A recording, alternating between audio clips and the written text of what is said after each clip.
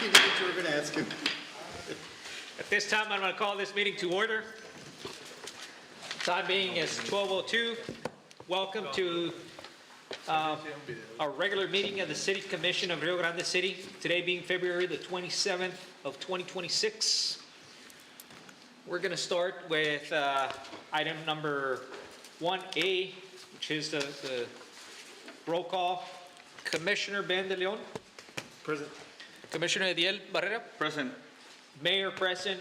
Commissioner Olivares. Present. And Commissioner Eudolio. Present. Commissioner? Present. Present. At this time, I'm going to find that we do have a quorum to proceed with today's meeting. Now we're going to proceed with the invocation, and I'm going to ask Commissioner Olivares to please lead us on the invocation. Like last month, I reached out to a citizen to see if they would send the opening prayer for this meeting. And this is the prayer that was sent to me by Araceli Barrientos, who's one of the many in our community who promote our faith through Facebook or other means. So this is her prayer for this meeting today. Let us pray. Heavenly Father, thank you for bringing us together today. We ask you to bless and protect us, and we also ask for a special blessing of guidance and wisdom as we begin and go through our meeting. May our conversations be meaningful, our decisions fruitful and beneficial for our community, and may our actions reflect kindness, understanding, and cooperation. Again, we ask for a special blessing on everyone here today, as well as a special blessing for the purpose that unites us. We pray in thy name. Amen. Amen. Thank you so much for that prayer, Commissioner. And now, if you can please join me on the Pledge of Allegiance. I pledge allegiance to the flag of the United States of America and to the republic for which it stands, one nation, under God, indivisible, with liberty and justice for all. And now to the Texas flag, please. Honor the Texas flag. I pledge allegiance to thee, Texas, one state, under God, one and indivisible. Thank you so much, ladies and gentlemen.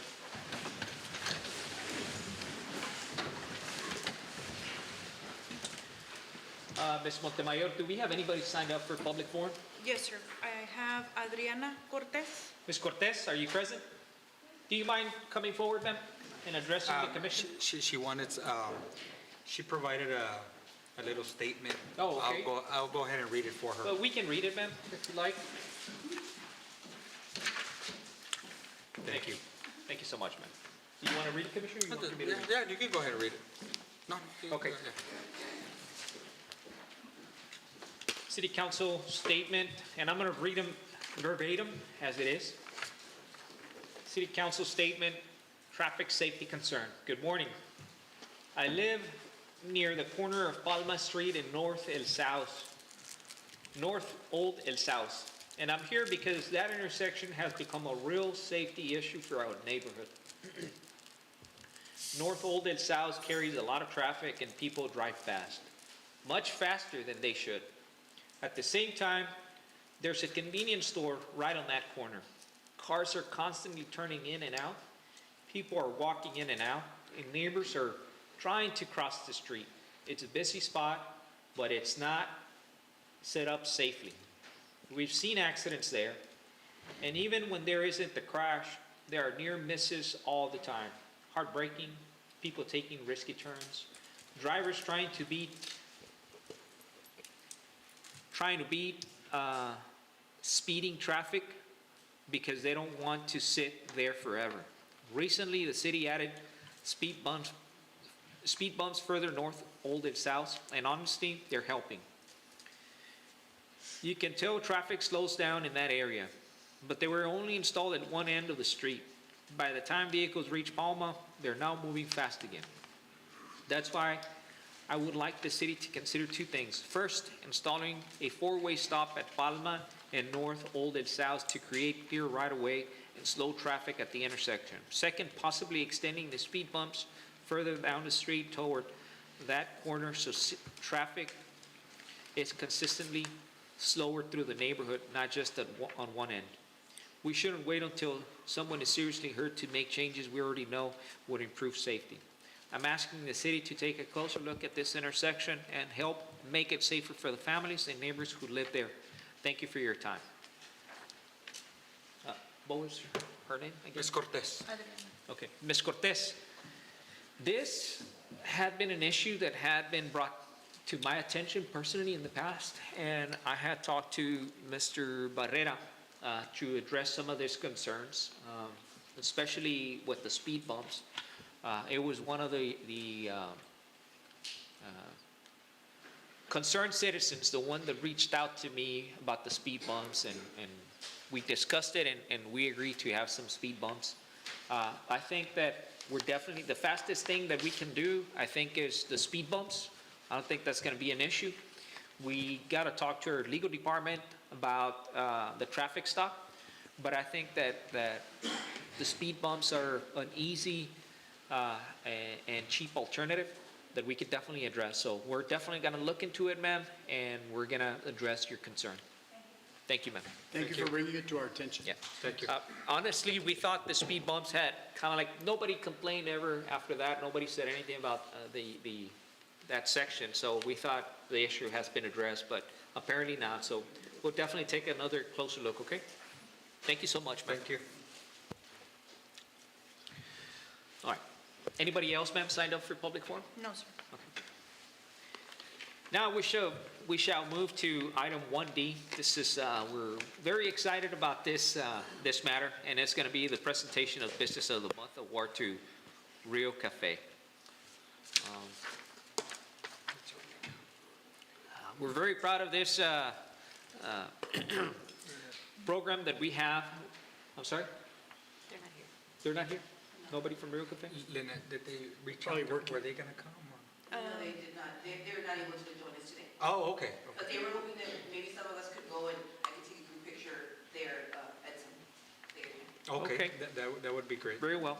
Well, Rio Cafe has been selected to be our business of the month, and every month we do a presentation to a worthy business. Unfortunately, people from Rio Cafe could not be here, but they still deserve to be recognized and announced to the public the kind of service that they have been provided to our community, and why is it that we're recognizing them. So a statement has been submitted to us, so I'm going to read it. Rio Cafe. Our restaurant has been part of the community for many years. We started in 1989 and later had the opportunity to purchase the original Rio Cafe, which was owned and operated by my grandmother, Guadalupe Benavides. We purchased the building in 2000 and as a family remodeled it and opened it in 2001. Over the years, we've also had successful catering business, which we still offer today. We have always operated with a set menu, serving the same daily menus Tuesday through Friday for the past 37 years, with business hours from 11 a.m. to 2 p.m. We're incredibly grateful for our loyal customers, especially those who have supported us from the very beginning. It's special to see different generations continue to come in and enjoy our homemade food and seasonal decor. Being recognized as Business of the Month by the City of Rio Grande City is a true honor and a reminder that hard work and dedication truly pay off. Thank you so much for Rio Cafe. We appreciate everything that you have done for our community. We wish you the very best and much success in the years to come.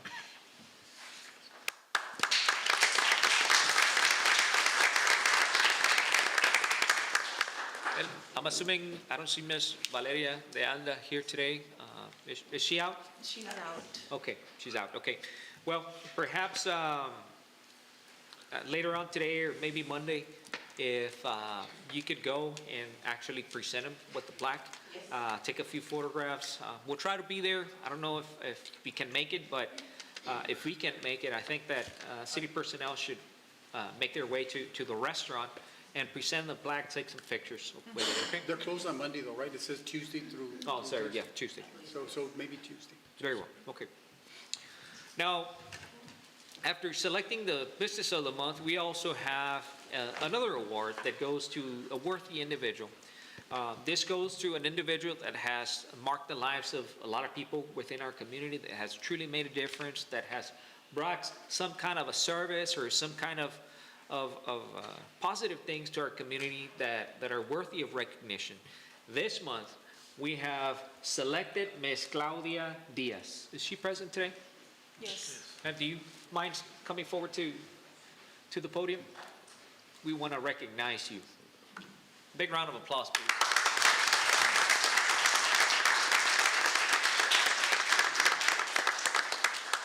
This is a very special award that we have every month, ma'am, and it's always very difficult in trying to come up with a person that's worthy of the award. And it is difficult because there's a lot of considerations that go into this decision-making. We think about what is it that this person has brought up to the community, for how long has this person been dedicated to our community, what progress or change has this person brought over. And after talking, brainstorming, and discussing, we finally are able to pick a candidate that's going to be our Citizen of the Month. This month, we have selected you, ma'am, and we're very proud to announce that you, Ms. Claudia E. Diaz, is our Citizen of the Month. With that in mind, we're going to read a little bio that has been submitted to us. And you all want to? Yeah, go ahead. Commissioner? Yes, of course, of course. Want to do the honors? Of course, thank you, sir. Thank you, it's an honor. Born and raised in Rio Grande City, Claudia E. Diaz has devoted her life to serving her community through education, public service, and animal welfare. She has been an educator for 22 years, and 20 of those years proudly spent at the Rio Grande City CISD, where she has inspired generations of students to strive for excellence while demonstrating the importance of kindness, responsibility, and community engagement. Her passion for service extends far beyond the classroom. In 2015, with the encouragement and support of her children, Claudia began dedicating her time to rescuing and assisting animals in need. Over the years, her personal mission has grown into a broader effort to support the welfare of vulnerable animals across the community. Her commitment includes helping find loving homes for pets, advocating for spaying and neutering, and promoting responsible pet ownership. Claudia has played a key role in supporting programs and events hosted by the RGC Animal Control Department, including adoption events, vaccination drives, and public awareness campaigns. Claudia's involvement with the animal welfare is deeply rooted in her belief that every life matters. She has been a consistent and tireless supporter of RGC Animal Control, generously volunteering her time, resources, and energy to ensure the department can continue its critical work. Her efforts have directly contributed to the successful adoption of countless dogs and cats, as well as the education of community members about caring for animals safely and responsibly. Beyond her work with animals, Claudia is known for her leadership, compassion, and ability to bring people together. Whether mentoring students in the classroom, encouraging families to adopt pets, or assisting neighbors in need, she demonstrates an unwavering dedication to making Rio Grande City a better, safer, and more caring place for everyone. Her children often speak of her as a role model, not only for them, but for the community at large. A person who leads by example, showing that small acts of kindness can create lasting positive change. Claudia E. Diaz exemplifies the very spirit of civic responsibility, compassion, and community pride. For her decades of service, her advocacy for animal welfare, and her steadfast dedication to the well-being of her students and neighbors alike, we are proud to recognize Claudia E. Diaz as this week's Citizen of the Month.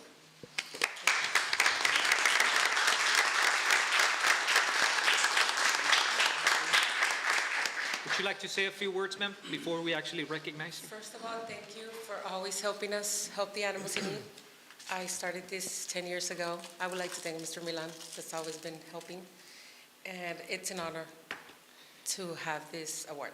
Yeah, well, one of the things that I do want to say is that a lot of times we have a lot of opinions within our community, and obviously everybody is their owner of their opinions, and we're always willing to receive opinions from various persons, right? But it really makes a difference when you not only have an opinion, but you do something about it, right?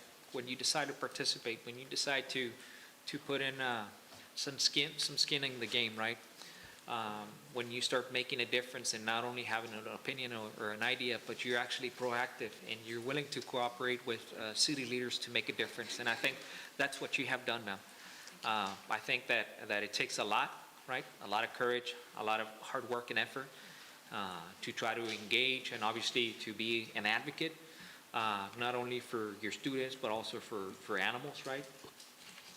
And for your community as well.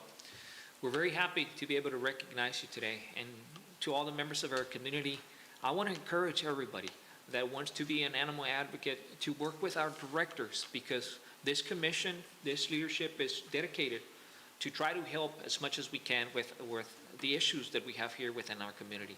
We know that, frankly speaking, I didn't know what kind of an issue it was until we got elected, until we got into office. We realized that it was a big issue, the one that we had here in the city. And as soon as we realized, we started to be proactive. Now you can see that not only do we have personnel that addresses this department, we have a director, a dedicated director, we have staff, and not only do we have staff, but we're in the process of having our own department with its own separate individual building dedicated to this particular cause. So to all of those individuals, we want to encourage them to continue to work with our city leaders, with our director, with you, ma'am, and that you continue to work with our director, because we understand that it's a lot of work for one person, but you know what? You got a whole city behind you, and we're here to support you, we're here to recognize you, and we want to say thank you for all your hard work, ma'am. You're welcome.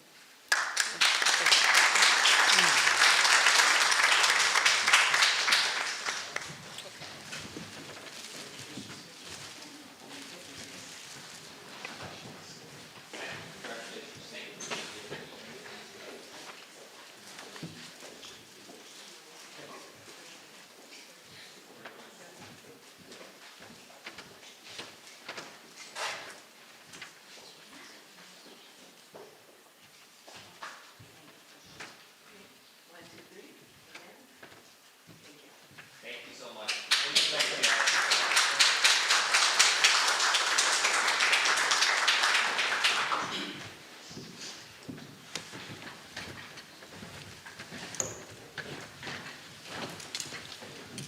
Now we have another fun item. And that is for 1F, Presentation of Employee of the Month. We recognize, as I've said it before, that our community is full of talent, but not only our community has talent, our city staff has a lot of talent that is worthy of recognition. Every month, like I said earlier, we pick a worthy individual to be recognized. And this month, Mr. Gonzalez is going to finally tell us who is that individual that's going to be recognized today. So, fire up. Thank you, Mr. Mayor, Council. So the RGC Animal Control is proud to recognize Daniel Trevino as our Employee of the Month.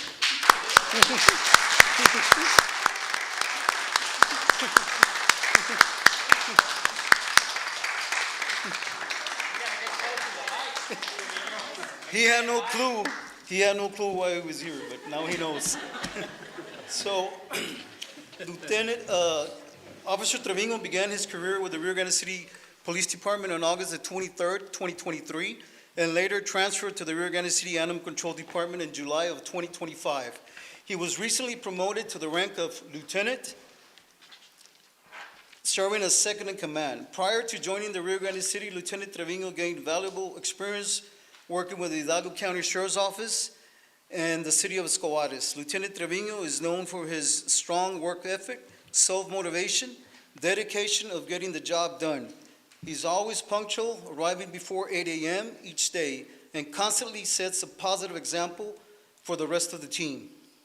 He is well-liked and respected by his fellow officers and is always willing to lend a hand, share his knowledge, and support the department in any way needed.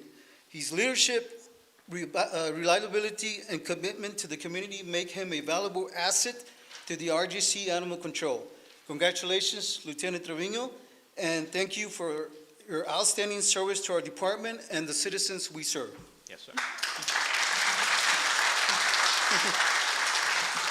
Mr. Trevino, before we move on, we want to say that we are very proud to have you. We're very proud of all the work that you're doing and that have done for your community. And obviously, being involved in a new department is it's something very challenging, very difficult, right? Because this department is something that's evolving as we go. It's something that we're putting together. Obviously, you have great leadership, but this program could have not been done without good leadership and with individuals like yourself that truly want to make a difference and mark your community in a very positive way. Setting the example for the rest of your team members is something that's worthy of recognition, because it only shows the kind of character that you have, that you care for your community, that you want to deliver positive results for the city, and to be somebody worthy of recognition. So today we want to say, first of all, thank you for all your work and heart and service that you have done for the community. And we want to say congratulations for this wonderful award.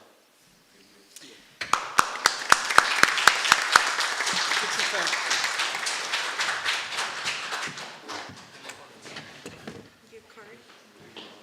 Le echaron mentiras.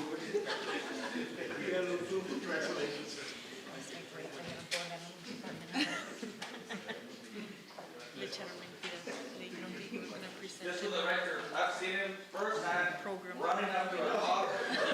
I stopped and said, should I put my car and stop the dog? I mean, we did it by themselves. So, good job. Again, 1, 2, 3, smiles. Just, wait, Mr. Milan, you're like too hidden, a little bit too shy. Okay, there it is. 1, 2, 3. There, thank you. Your camera shy. No se esconda.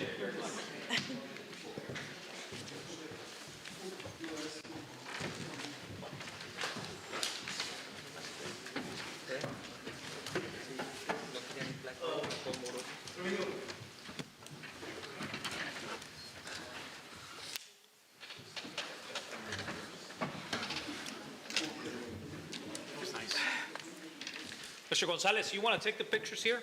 Yeah, well, yes. That's perfectly fine. Why don't you? Yeah, you can take a picture. We can wait for a little bit. Before she needs to go back. Yeah. No, go ahead. Take the pictures. We can wait.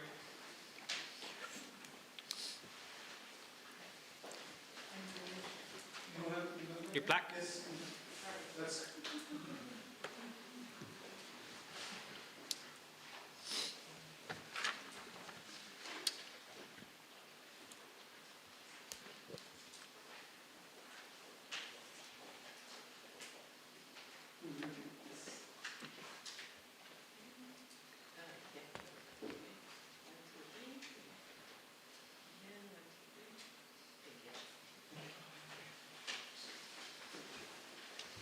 Okay.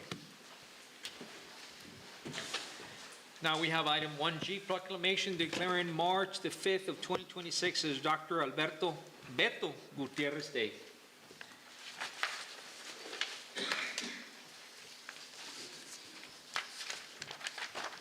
Pursuant to the item in question, I'm going to read this proclamation. Proclamation from the city of Rio Grande City, declaring March 5th, 2026 as Dr. Alberto Beto Gutierrez Day, and honoring and recognizing the naming of the DHR Health Family Medicine Clinic in his honor. Whereas Dr. Alberto Beto Gutierrez was born in Rio Grande City and has devoted his professional life to serving families throughout the region, and whereas his commitment to compassionate, high-quality medical care has positively impacted generations of residents, and whereas family medicine serves as a foundation of community health, providing comprehensive care across all stages of life, and whereas DHR Health has elected to name its Rio Grande City Family Medicine Clinic in honor of Dr. Gutierrez in recognition of his service and hometown roots, and whereas this recognition celebrates his professional achievements and his dedication to the people of Rio Grande City. Now therefore, I, Mayor Gilberto Falcon, by virtue of the authority vested in me, do hereby proclaim March the 5th of 2026 as Dr. Alberto Beto Gutierrez Day, and do further recognize and support the naming of the DHR Health Family Medicine Clinic in his honor of Dr. Alberto Beto Gutierrez, in appreciation of his outstanding service, dedication, and for his outstanding contributions to health, and commend DHR Health for honoring his legacy through the naming of its family medicine clinic. Signed today, being the February 27th of 2026, by yours truly, Mayor Gilberto Falcon. Thank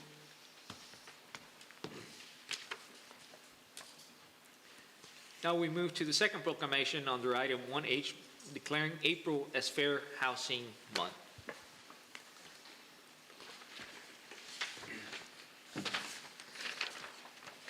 Proclamation on behalf of the City of Rio Grande City, proclamation of April as Fair Housing Month. Whereas Title 8 of the Civil Rights Act of 1968 as amended prohibits discrimination in housing and declared a national policy to provide within constitutional limits for fair housing in the United States. And whereas the principle of fair housing is not only national law and national policy, but a fundamental human concept and entitlement for all Americans. And whereas the National Fair Housing Law during the month of April provides an opportunity for all Americans to recognize that complete success in the goal of equal housing opportunity can only be accomplished with the help and cooperation of all Americans. Now therefore, we, the City Council of the City of Rio Grande City, do proclaim April as Fair Housing Month in the City of Rio Grande City, and do hereby urge all citizens of their locality to become aware of and support the Fair Housing Law. Today being February 27th of 2026, signed by yours truly, Gilberto Falcon.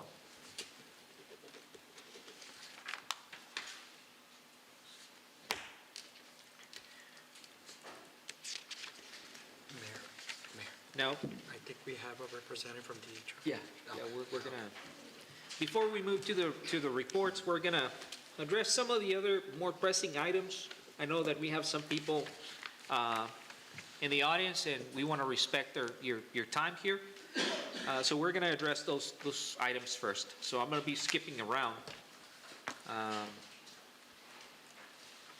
5E.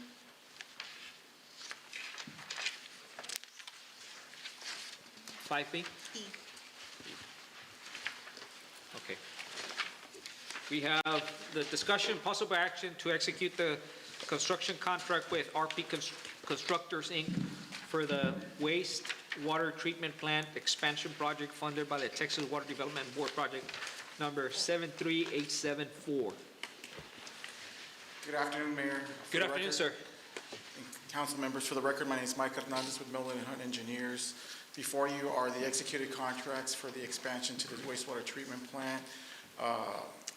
All their bonding's in place, all their insurance certificates are in place. The only item we need now is for the city to execute those contracts so we can send those off to the Water Development Board so they can get one final review. And that way they can give us the authorization to issue a notice to proceed and start construction of that project there. Yes, sir. Do we have a motion to hear this item? I move that we hear this item. Second? Second. The motion has been second. This is for an execution of the contract. Does anybody have any questions or concerns? Does staff recommend, administration recommend approval? Okay. I move that we approve as presented, Mayor. Okay, and it has been second already. Having no further comments or concern or discussion, all of those in favor say aye. Aye. Aye. Motion carries unanimously. Thank you so much, Thank you, sir.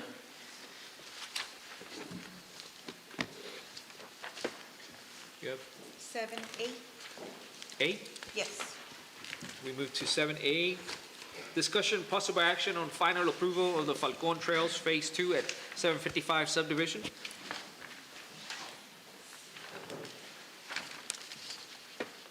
Good afternoon, Mayor, Commissioners. Good afternoon, sir. This is a residential development on 755. It's going to be 49 lots, and it's actually sitting on 110 acres. Is this the one across from the high school? That's basically across the high school, and it's within our 5-mile CTJ, so it's going to be outside city limits.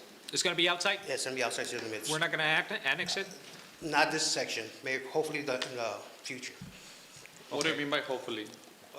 They're trying to develop some other sections of. Oh, not that project. Not this one. Something different? Something different. Okay, so. Was this half acre lots or? They go from half acre all the way to, I believe, 6 acres. Is that correct? That is correct. Okay, well, And it's going to be serviced by El Tanque, and it's going to have its own septic tank systems. very well. Okay. Do we have a motion to approve this item? Move to approve item 7A. Second. Has been second. Questions, concerns? All of those in favor say aye. Aye. Aye. Motion carries. Thank you so much. Thank you.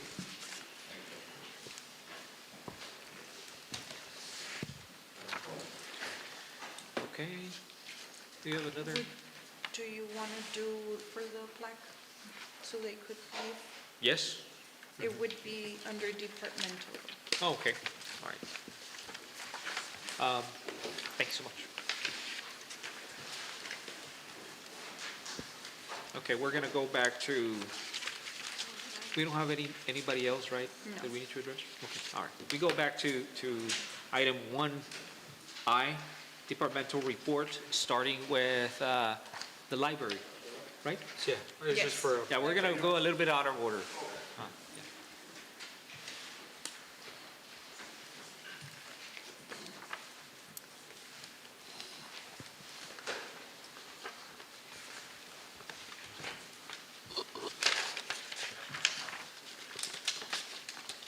Hello, Mayor, Commissioners.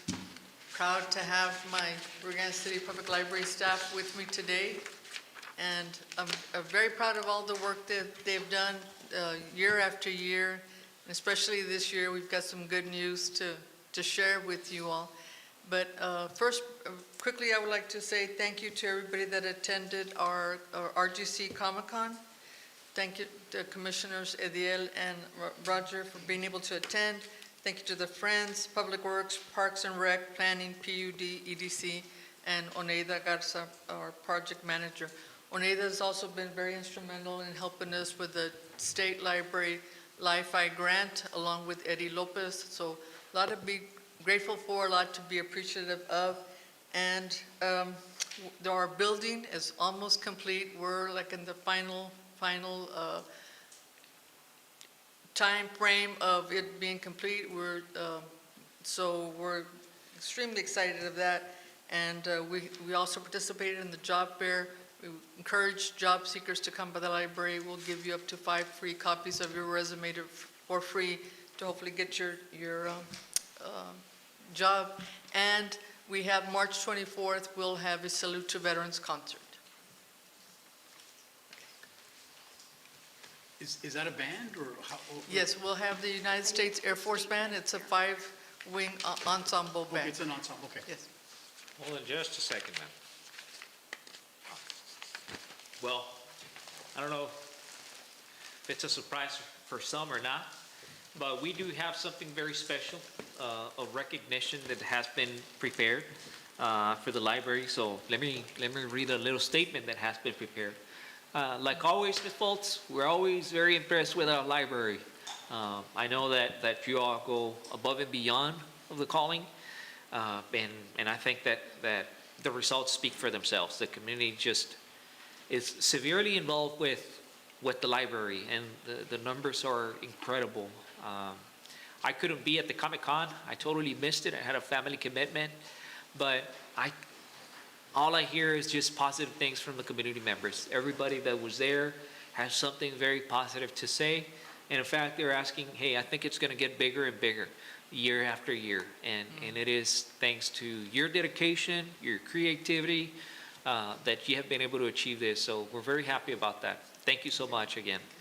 I'm gonna read this statement. The Rio Grande City Public Library has received the 2025 Achievement of Excellence in Libraries Award from the Texas Municipal Library Directors Association.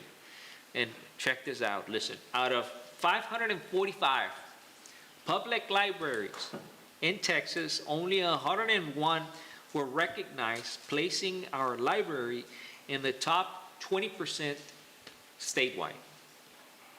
The award honors excellence in public service, innovative programming, community engagement, professional standards, and access to technology. This recognition reflects the city's continued support in our community partnerships that help expand educational and workforce opportunities for residents. Thank you so much, Ms. Foltz, and to all the library staff for everything that you have done. And not only is our community being able to recognize the kind of service that's provided by our library, but our state of Texas, our associations across the state of Texas are able to recognize and say, you know what? Rio Grande is doing something right. Their library is making a difference in all of these different areas.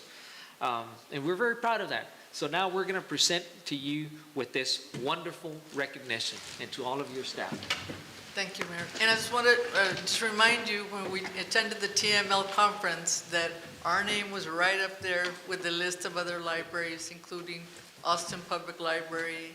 So from the smallest to the biggest, we're offering our community. I remember that board where it was there, and you said, check this out. I said, come over here. I said, what is it?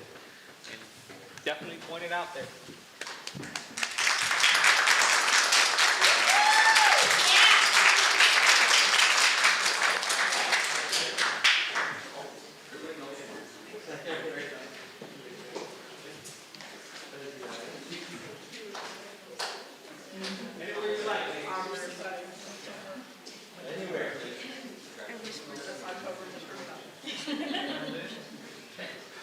I would say in the center. Yeah. I think. Yeah, like I said, I can't stress this enough, right? But not only is your community recognizing the good work that you do, it is across the state of Texas. It takes 18 hours, 16 hours to cross the state from one side to the other, driving. So from one side to the other, people are recognizing the kind of work and the difference that you are making in somebody's life within our communities. So that's why people come over and say, hey, you know what? You guys are going to receive an award. You guys are going to be worthy of recognition. That's what we're doing today. Thank you.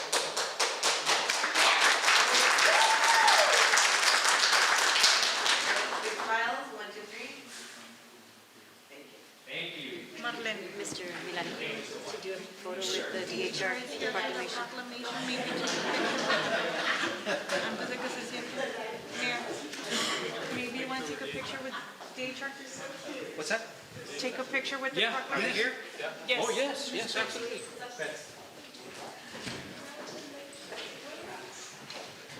Lo tiene ahí.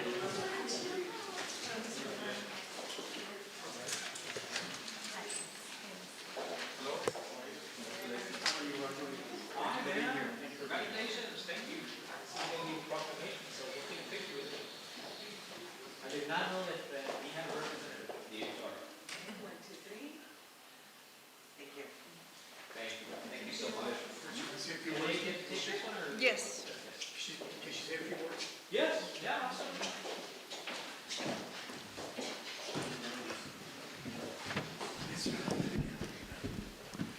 Mr. Mayor, members of the City Commission and residents of Rio Grande City, thank you for this meaningful recognition on behalf of DHR Health.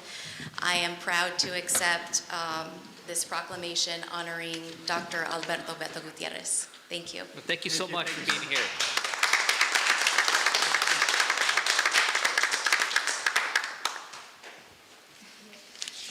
Okay. Chief. Mayor, Commission, Jose Solis, Chief of Police for Rio Grande City. For the police department, we have a couple of things to announce. We are working on our annual Color Rain Dash. We're looking at March 27th to be the date on a Friday at 6 o'clock. That's the running event? Yes, sir, with all the nice paint and powder paint. Yeah. So last year, unfortunately, weather, we had to cancel, so we're going to get it back on track. Also, want to let our commission know that 5 cadets graduated last night from South Texas College Police Academy that are just waiting for them to pass their TCOL exam and hopefully come on board with us. Also, our department worked a operation called Operation Safe Child this past week with other agencies throughout the county. We were able to arrest 5 individuals, all from Hidalgo, Cameron County, for online solicitation of a minor. So they pretty much messaged with them. They came all the way into Stark County to try to meet a minor, but they're really messaging with law enforcement. So we were able to take them into custody without incident and get them off the streets. That's good. Good. So- Thank you. And that's all- Congratulations on that great thank you. work, sir. Yeah. All right, thank you. Really makes a difference. Thank you.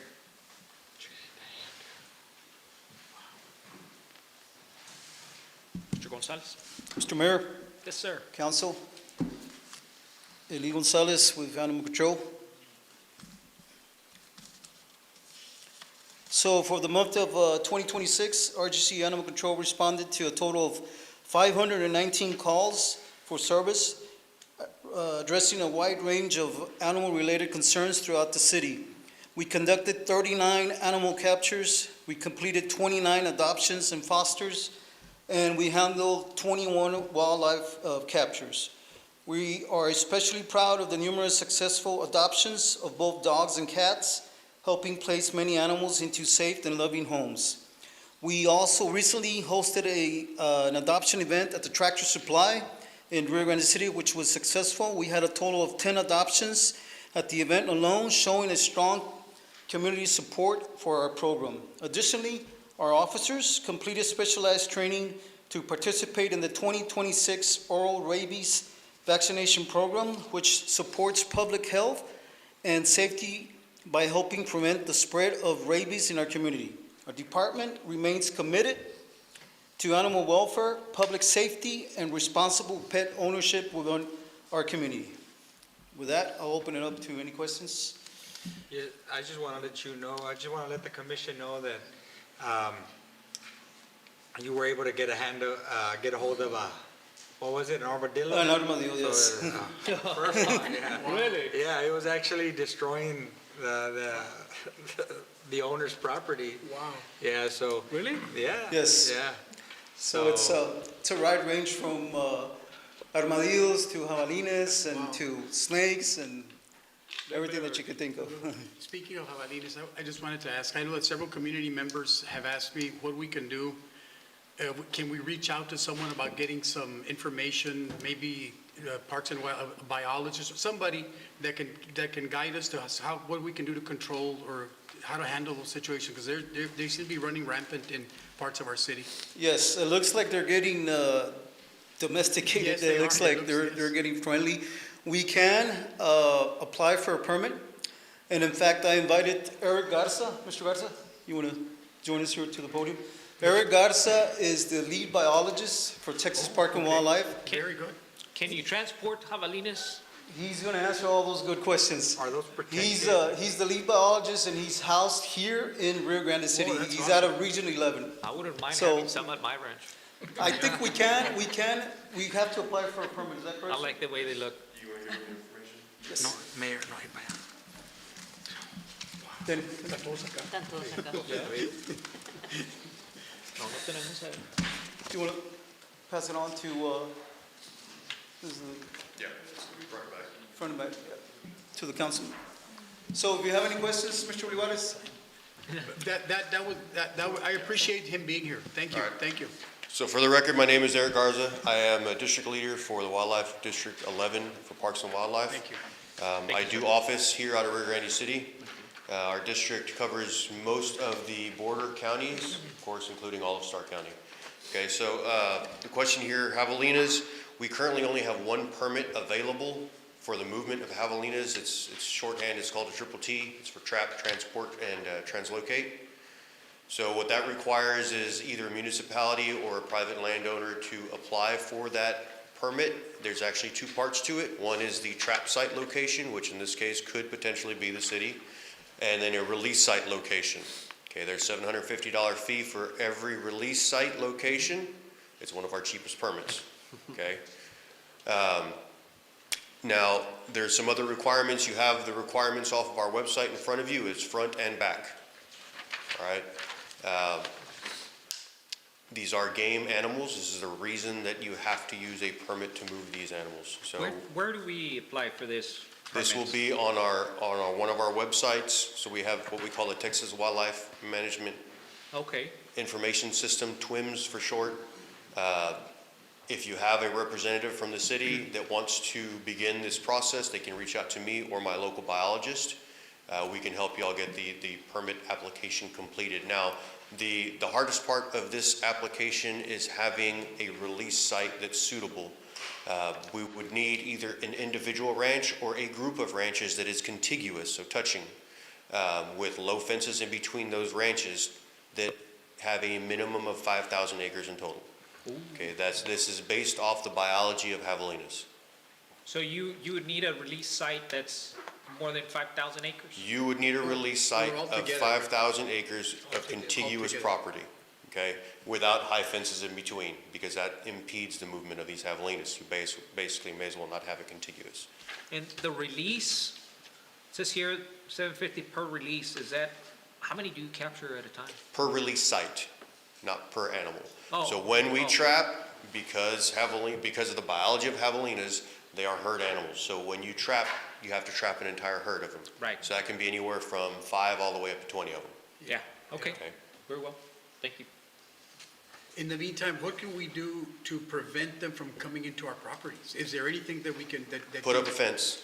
So the best thing to do is, I mean, so you can put up the hurricane fence, you can put up a net wire fence for private property.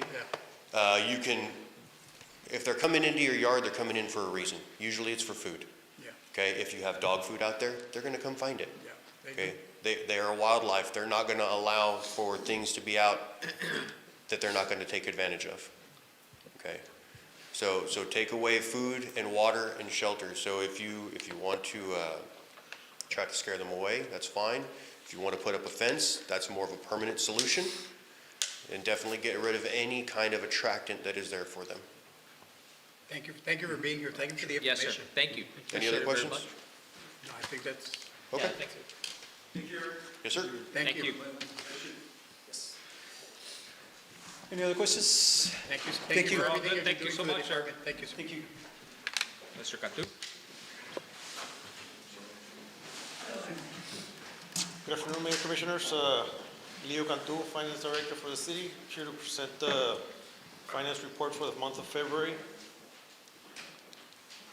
In property taxes, the city has collected $3,246,000 over the first 4 months. That represents 66.94% of the total tax levy. That's slightly below the historical 4-month average of 69. Of course, you all know that they had the election, so that's probably the reason. There shouldn't be a concern there, so 66.94, almost 67%, that's still good.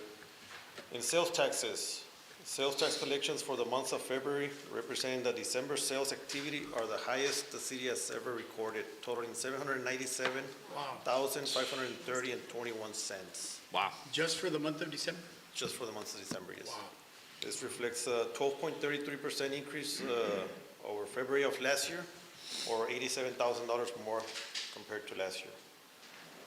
Just to put this into perspective, just in February of 2021, the city received $486,581. That's a 63.9% increase in sales taxes over the last 5 years. 310,948 is the difference between this year's sales taxes and the sales taxes for 2021. I like that last statement in your report, that the taxes are up 9.45%, higher than the estimated 5%. Yes, as Wow. you all recall, we budgeted 5% Yes, increase for correct. our budget. Yeah. We're at Well, that's 9.45% great. increase over the first 4 months. Wow. Revenue and expenditure reports, there's nothing to report there. There's a couple of line items in some of the departments. Directors have already been notified, so they can keep track of them and hopefully stay within budget for the year. On the water and sewer department, over the first 4 months of the fiscal year, water and sewer revenues have increased by 13.81% compared to the same period last year, an increase of $302,829, which is well above projected revenues levels for the year. The city has built 31,653 gallons. That's reflecting higher overall usage compared to prior year.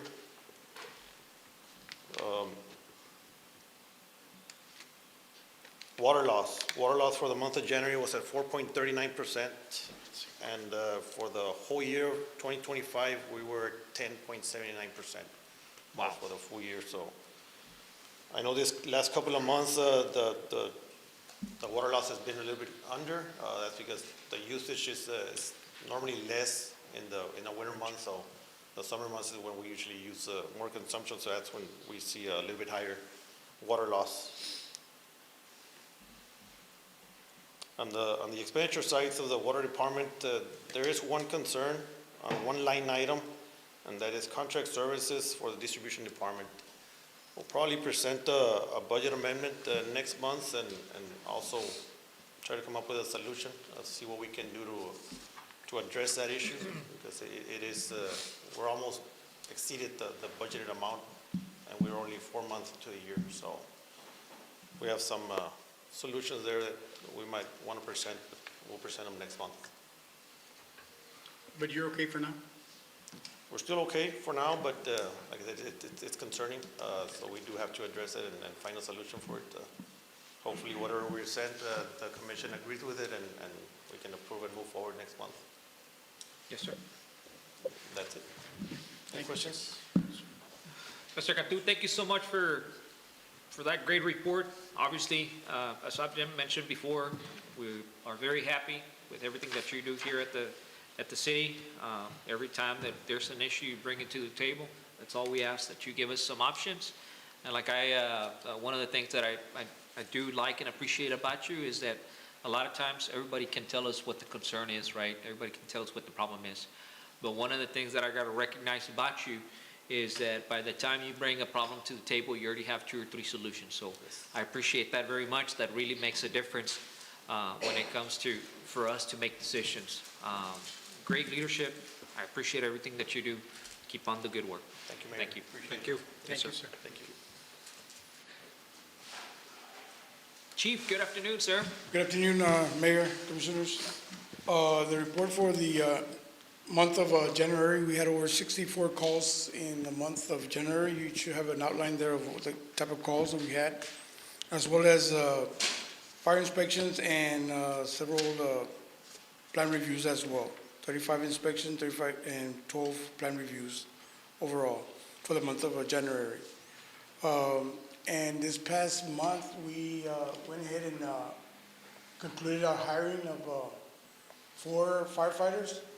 Unfortunately, they were not able to come today. They're attending a class that they need to take, all 4 of them. 4 new ones? 4 new members. Great, I'll be great. presenting them on the next council meeting that we have. And that's all. Well, thank you so much, Chief, and we're definitely looking forward to meeting those new individuals that are going to be part of your team. Thank you. Appreciate it, sir. Judge, good afternoon. Good afternoon, Mayor, Commissioners. Rene Garza, Municipal Court Judge. For the month of January, there was over 266 new cases filed. We did close about 225 cases, most of them on statute of limitations, which were old cases. And we did close about 263 traffic and docket citations the same month. The issue here that we have right now is we're still bringing in almost the same average every month. And the issue is that we still get more and more citations, but we still end up with the same amount of revenue. So there's obviously something wrong there. What was that? I'm sorry, I missed it. I said we're opening up new cases, more cases, but we're always averaging out the same amount each month of revenues. So there's something wrong in the system. There's something wrong that's going on. So we did some searching. We looked at some cases.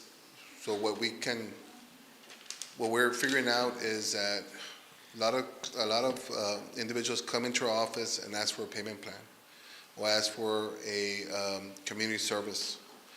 What happens is we didn't have a way to keep up whether or not they're making their monthly payments. Every time that they came in, I always tell them that we do keep up with them and that they need to make their monthly payments. If not, we will issue out a warrant for their arrest. The problem is that we do have the resources to do it, we just don't have the manpower to do it. How many of this arrangements do you think that you make on a monthly basis, or how many letters do you think that your staff is supposed to be sending? Well, the issue is that we do send pre-warrant letters right now. We sent out 103 this past month in January. But those warrants are for FTAs, people that didn't show up to their court. That's easier to recognize and that's easier to keep up tabs with. What we're having a difficulty with is so we went back all the way to 2004 when the IN code was implemented in the municipal court. From then to now, we have over 3,500 cases that are still open, whether it be community service, whether it be payment plans that they just defaulted in. If we collected all that right now, they owe the city $771,000. So what we're trying to do now is we're trying to come up with, I know that the workforce is offering people to help out for a 6-month basis, which wouldn't be a penny that the city would have to pay out. So what we're considering is, with the board's approval, is maybe reaching out to workforce, getting one individual just to maintain keeping up with the collections on the default non-payments and the community. What we're figuring out is that people, so that they won't get a warrant, they'll come in, make payment arrangements with us, make payment plans, make community service, and then they just forget about it. And there's no way for us to keep tabs on it. So what we're proposing is that we get a new employee that won't cost the city any money and have that person just look at all the citations, look at all the committee hours that have not been completed, check on all the payment plans that have defaulted, and start sending out letters. Yesterday we held court and we had a lot of people come in. And the reason that they came in is because we send out those letters up to letter C, but our office, by the time we get to Z, these people have already defaulted again. There's no way we can keep up with the demand. So one of the solutions for right now would be, I want to see if we can get this person in for 6 months and then look at the amount that's coming in right now compared to how much it would come in 6 months. And if it's a big difference, then maybe we can come to the court and to commissioners and ask if we can hire somebody else that would just focus on that for right now. And is this person going to be on a full-time basis? With the temporary one? Yes. I mean, we would need to, because there's over 3,400 cases that are still open that are just on default right now. Judge, is there a way we can get another one, not just one from workforce? We can get as many as we can. The only thing is, I don't know if we have the space to do that. So we would have to get is the problem? Well, we would have to get new computers, because all the computers that are right there are for the employees that are right there right now. So maybe we can get 2 laptops and have 2 people work out from a desk and maybe move a little faster. Yeah, I don't know if, I was about to ask, there's some space up there, right, that we're not using. Maybe, why don't you coordinate that with Mr. Milan so that we can see if we can, and with Mr. Cantu, see if we can bring 2 individuals and then prepare a budget as to what you think that we're going to be needing and present it to Mr. Milan, and maybe we can just. But if it's through workforce, they take care of for the first 6 months. For the first 6 months, okay. That's great. But we're going to need just the equipment. Yes, and if it's working out, I mean, maybe we can consider keeping them full-time in the future. Offer them a job after the 6 months. But right now, we just want to find out if that's going to make a difference. Right, and if it's going to be worth the city spending more money. That's a good move. Yeah.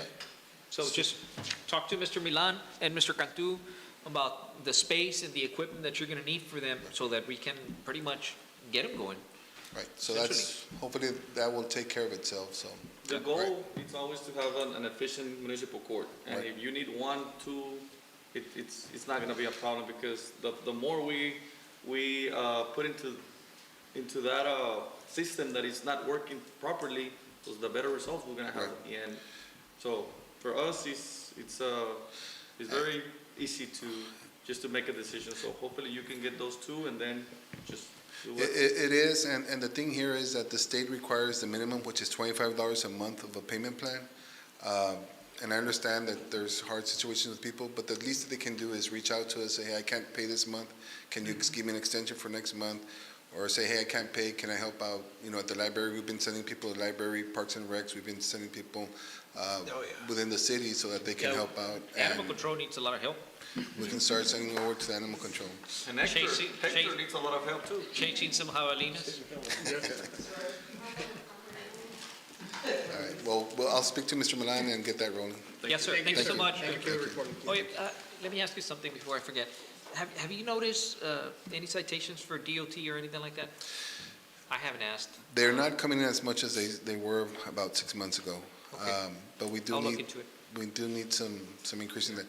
For whatever reason, DPS isn't doing any as either. No, I've noticed DPS, Judge, lately, they've been using behind Romax Fitness. So I live back here, and man, I see them every morning coming in with the truck. Like, Working the 18-wheelers? yeah, working the 18-wheelers, and that's where our Falcon, our DOT, Yes. he uses that spot, but man, DPS has been on them this past week, barely. Right. Well, Yeah. Governor Abbott should be sending out more troopers down our way, Oh, so okay. hopefully that will Yeah. help us out as well. Yeah, and obviously, we also have some DOT certified We have officers. two, And correct. we actually also bought them some equipment for I think it was the scales, just recently. Anyway, so I'll talk to the chief about All that. right, Yeah, thank you.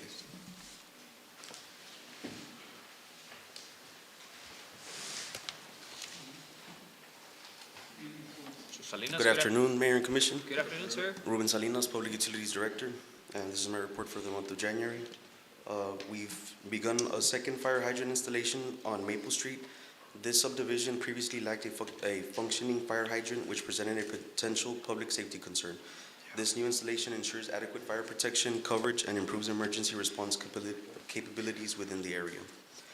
For January, we had 17 new water connections, 2 new sewer connections, 51 reconnection fees were processed, and we opened up 49 accounts.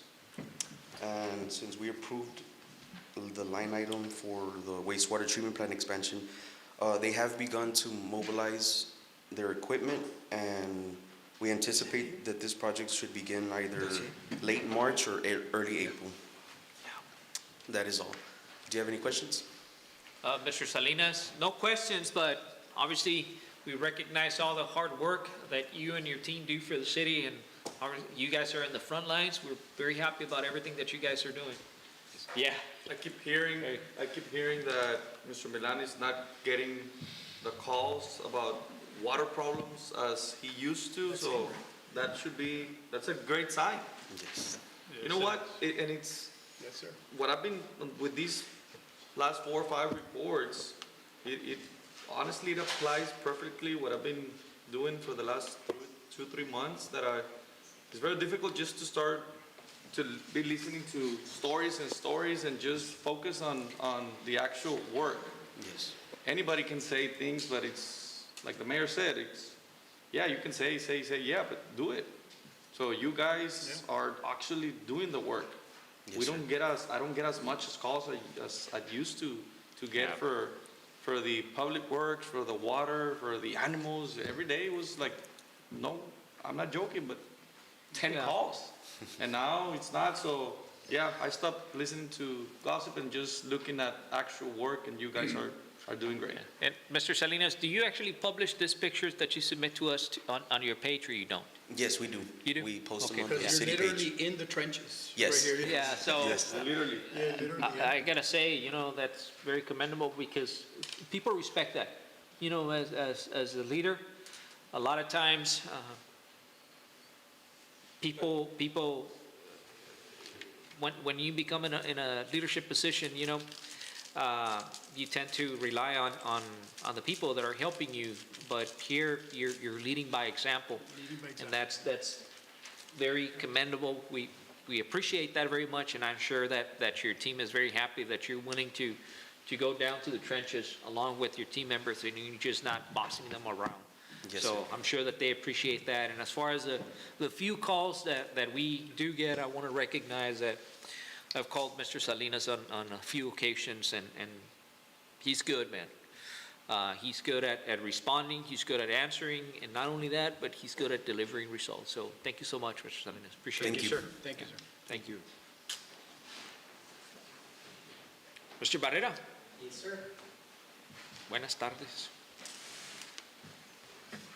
Good afternoon, Mayor, City Council. Hector Barrera with the Public Works Department. My report is there in your package. Our route is on schedule for the brush pickup. We have all this week, we have the 14 acres open for the citywide cleanup as well. And it'll be open on Saturday from 9 to 2 as well. Yeah. We've been working with EDC and with code enforcement for illegal dumping. Thank you, Tony. We're still active on the recycling for the weekends. It's only on twice a month. Yes. On Saturdays, and we got a total of 398 citizens that came to us last month for the citywide cleanup. And any other questions for me? Yeah, Mr. Barrera, you're forgetting the most important thing that you're working on.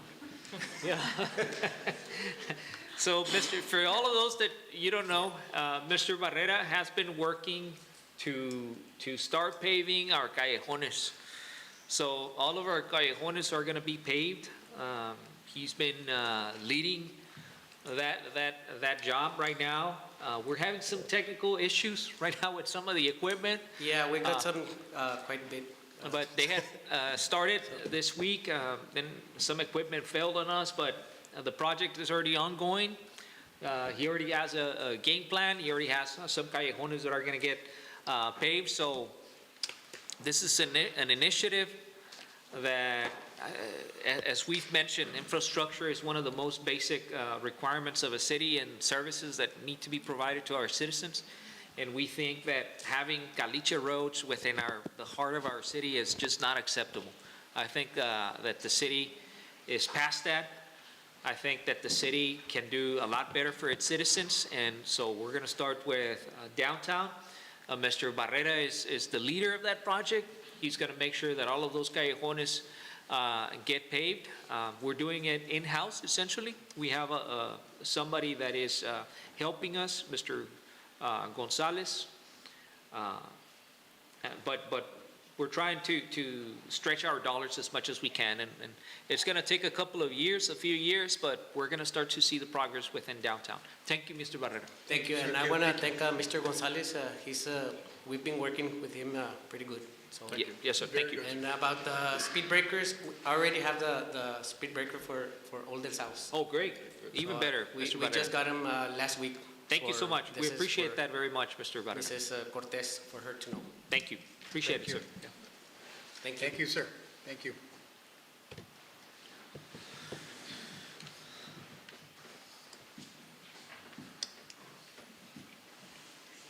Good afternoon, Mr. Catu. Good afternoon, Mayor, Commissioners.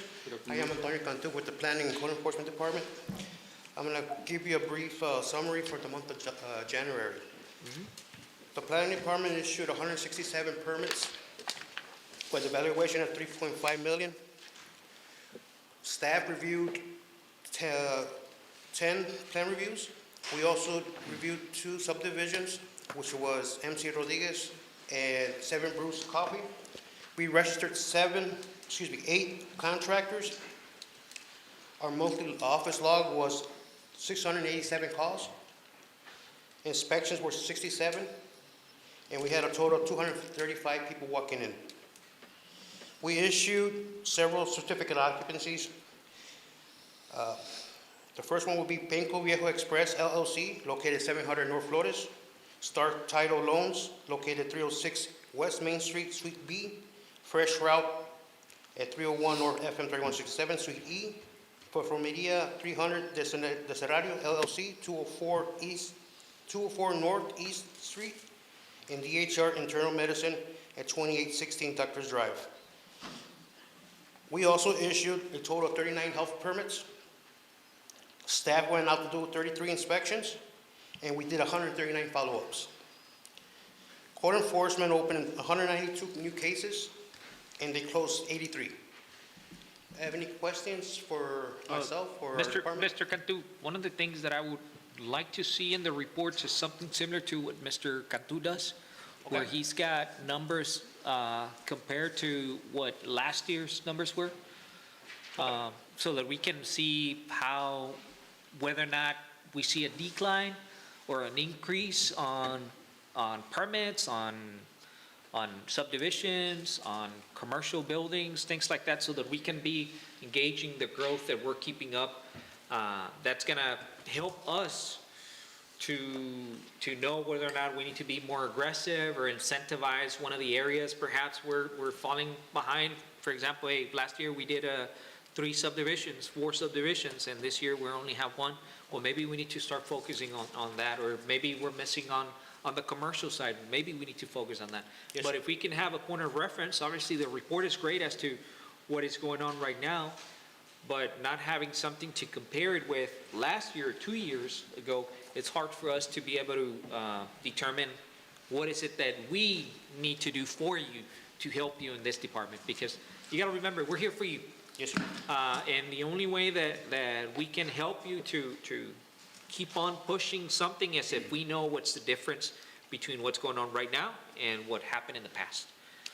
So I would appreciate that. Besides that, Mr. Cantu, thank you so much for all the hard work that you do. We appreciate it very much. I know that you're always out there trying to help people. The message to all the investors and the builders is that they're welcome here in Rio Grande, that we're going to help you expedite the permit process, and that we want your business. So for that, thank you so much, Mr. Cantu. Thank you. Thank you. Yes, sir. Mr. Trevino. Good afternoon, Mayor and Commissioners. Marco Trevino for Parks and Rec. For the Parks and Rec project that's currently on, it's the pool project. I spoke to the contractor today. He was waiting on some beams, and he assured me that by this weekend, everything should be up and the concrete should be poured by next week. So there's a movement on that. So it's going to be 120 yards of concrete being poured. The shaded areas on both sides is going to be 100 by 20, so it's going to be a pretty large shaded area. Currently, we're working on designs for the restrooms and the concession stand. For Alta Vista Park, the lighting, I've worked with some of the electricians to see what would be the most efficient and inexpensive way to do it is running one wire to the middle of the park and putting a 3-directional lighting, so it could cover the lighting on there, and it's less expensive for the city. Yeah. For sports, we have finished. We wrapped up flag football. Like I said, that was a huge success. Currently, we're on the point of starting Pony League baseball. Currently, we have about 53 teams. That number does say 500 individuals, but it's up to over 600 participants in this league. So it's going to be a huge league. We're programmed to start in 2 weeks. We are looking into doing a small parade type of thing from one park to another. Oh, wow. To make it huge. I mean, to make it big for these individuals. I want to thank all the coaches, the parents for making this program possible. Without them, I mean, this wouldn't be possible. One of the things that we are looking into is bringing more programs or different programs to the Parks and Rec. I know some of the programs that people are interested in is volleyball, kickball for the adults, continuing the softball for men's and co-ed. I know I sat down and spoke to Ms. Ada about how we could do it to have these personnel. And one of the things that we're probably looking to, the way we do it for track and field, paying an individual just to run those sports or those programs at the time that they're there. So it's minimal cost, and it's going to be overseen by our Parks and Rec. Yeah, well, Mr. Trevino, one of the things that I want for you to know is that you got our support. Right? So if you need more staff to provide a better service to the community, please don't hesitate and let us know about it.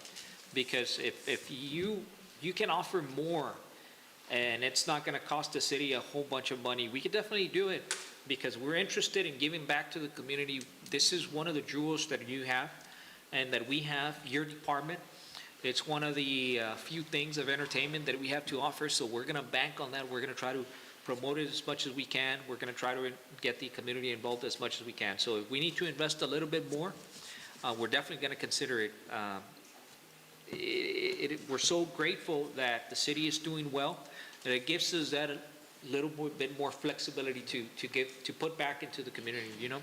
Mr. Cantu just gave us some good numbers, and if we need to reinvest it in the city, we're going to do it, you know, to offer a better service, to offer better programs, we're definitely going to do it. So if you need more personnel, let us know about that. Absolutely, I do appreciate it, and I think for Parks and Rec, there's huge, it's just beginning. I mean, we do have a lot of opportunities or a lot of things that we could do, but thank you. Yeah, And of course, Just one more thing, I just want to let the community know that this is 600 kids, you know, at $40 and each one, and everything is being reinvested back into the kids, the parks, everything. Before we started, before Mr. Marco started, I think we had, what was the budget, less than 5,000, Mr. Leonan, for, like, before. Now it's it's booming, you know, so. Yeah. It's 24,000. Yeah, so. Wow. Yeah, so we didn't have any, yeah, thank you. So, I mean, thank you for all the support, Mayor, and the commissioners. Absolutely, yes, sir. And it's like the Animal Control Department, it's growing, and I know you guys need definitely more staff, so it's coming. So, thank you very much for y'all's hard work. yeah, so Pony League is up and starting. We're also currently taking basketball for our youth. This season, we opened it up for first and second grade, so right now, we're currently up to, I believe, 30 teams so far, but we can't do it without our staff. Yeah. Eleni, Eric, appreciate you guys, and the staff in the parks always doing their job. Appreciate you. Before you go, Mr. Trevino, Mr. Lopez, Eddie, is there any way that you can publish page 147 to the public? 147 of the agenda? Okay, very well. I just wanted to show a photograph of what the pool is going to look like. But anyway, okay, so we'll publish it, and well, if you could publish this photograph, Mr. Trevino, to the community. Thank you. Appreciate it. Thank you so much, Mr. Trevino. Okay, well then, we're going to wait then. Don't publish it. It's a secret. Okay, all right. Before you go, Mr. Trevino, quick question. I know you said that the foundation will be poured completely by next week, right? Correct. With the shades and everything. What about the rest of the concession stand and changing rooms and all that? So that area where the concession stand and the changing area, that's not going to get poured until we get the design to run the plumbing and all that before that. Okay. So that's in the works. He's working What on about the design. restrooms? Monday? What about the restrooms? They're gonna be as well, they're not gonna be done by next week, Okay. but we're gonna have the design, so when the design is complete, then we'll we'll do the plumbing, and then we'll pour the concrete for the restrooms and the. Please accelerate your speed on Absolutely. that, please, because we want to open like tomorrow, Okay, and hopefully we can have it ready. absolutely. Please.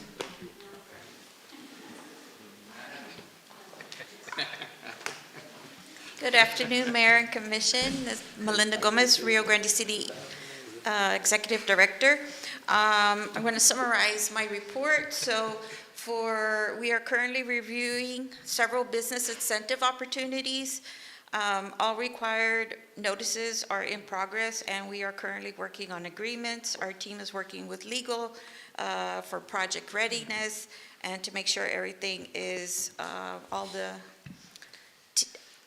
I's are dotted and T's are crossed, and to help our community grow.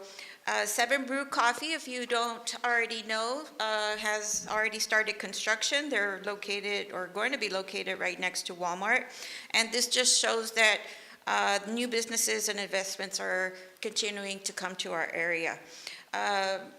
DHR Health Star County, they will be holding a dedication ceremony and preview of their new family medicine center on Thursday, March 5th at 10:30 a.m.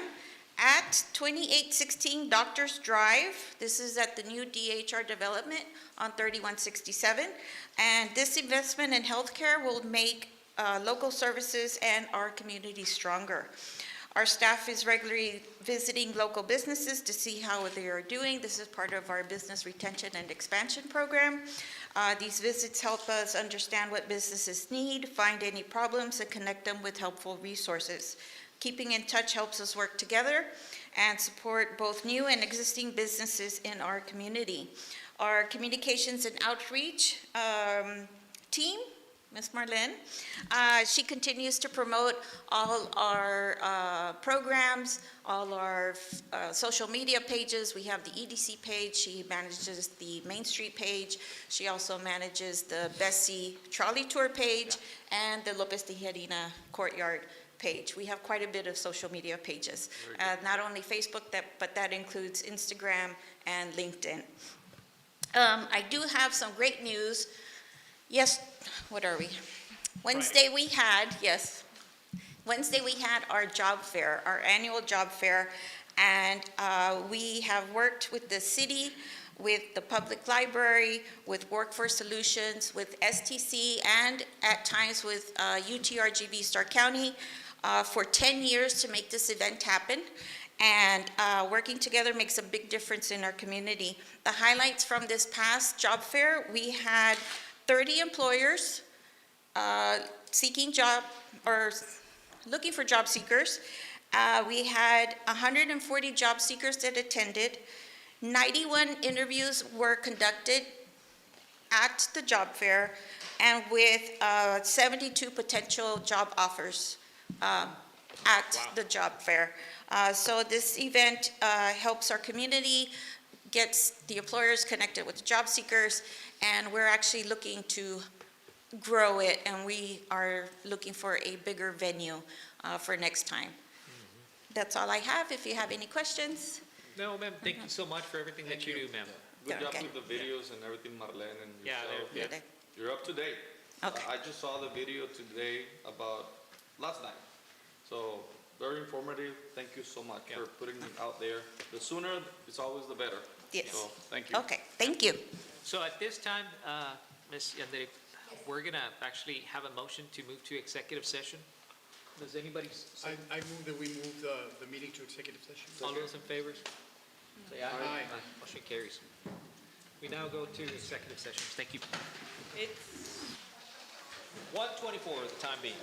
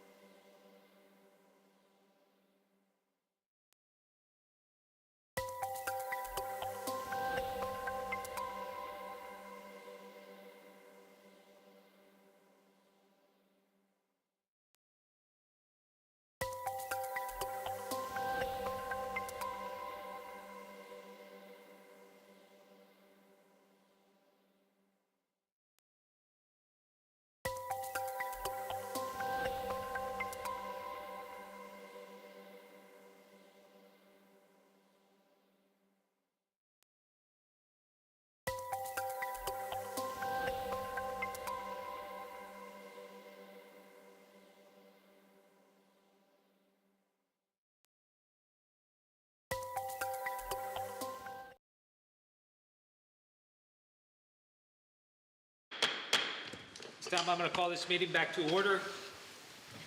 The time being 2:20. We're ready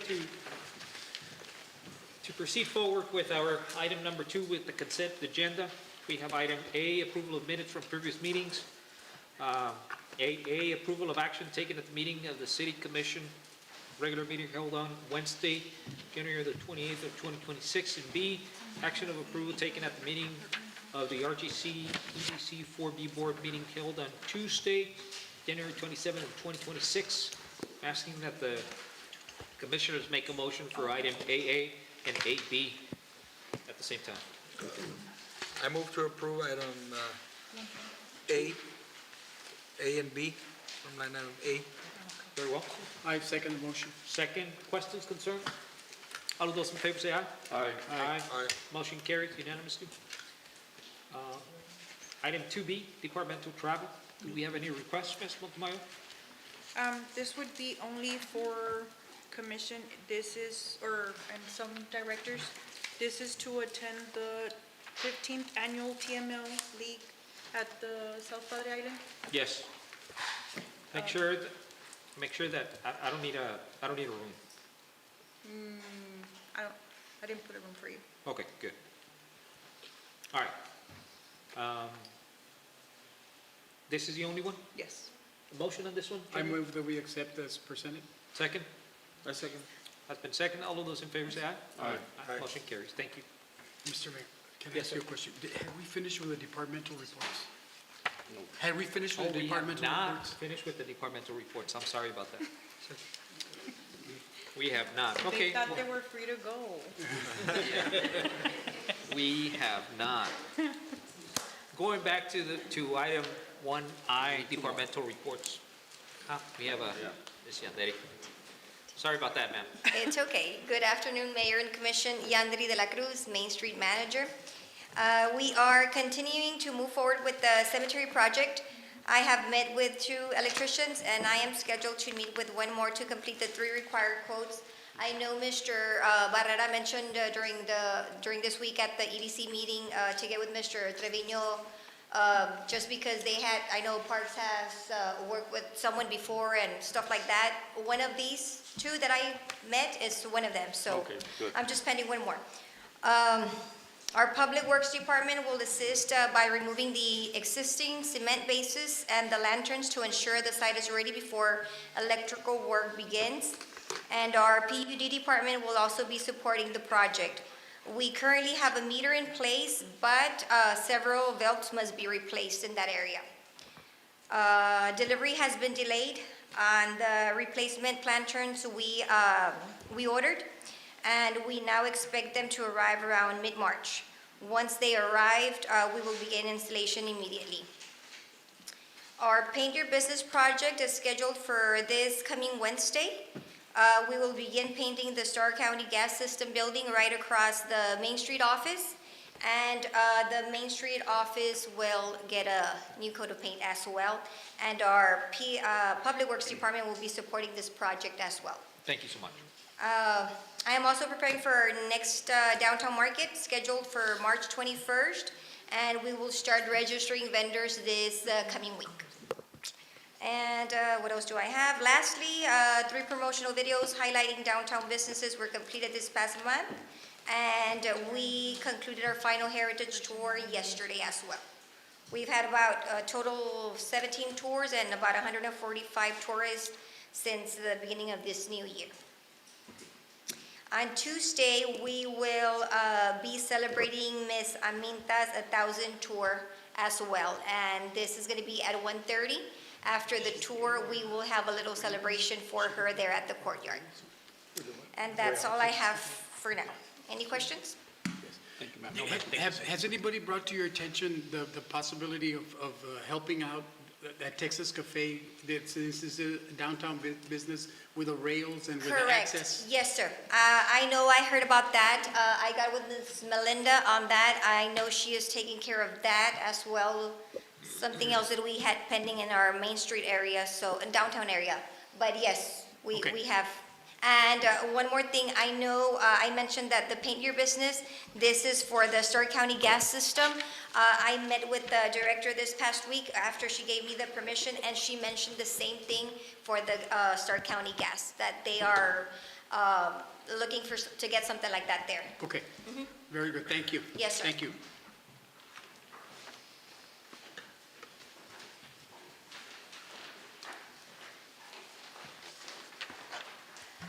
Good afternoon, Mayor, Commission, Valerie Brown Garza, Personnel Director for the city.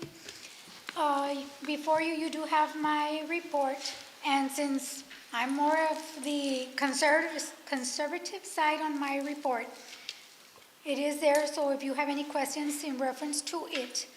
But I would like to, this would be for our next meeting. I would like to also say that I participated along with Ms. Foltz in the job fair and the EDC. In the job fair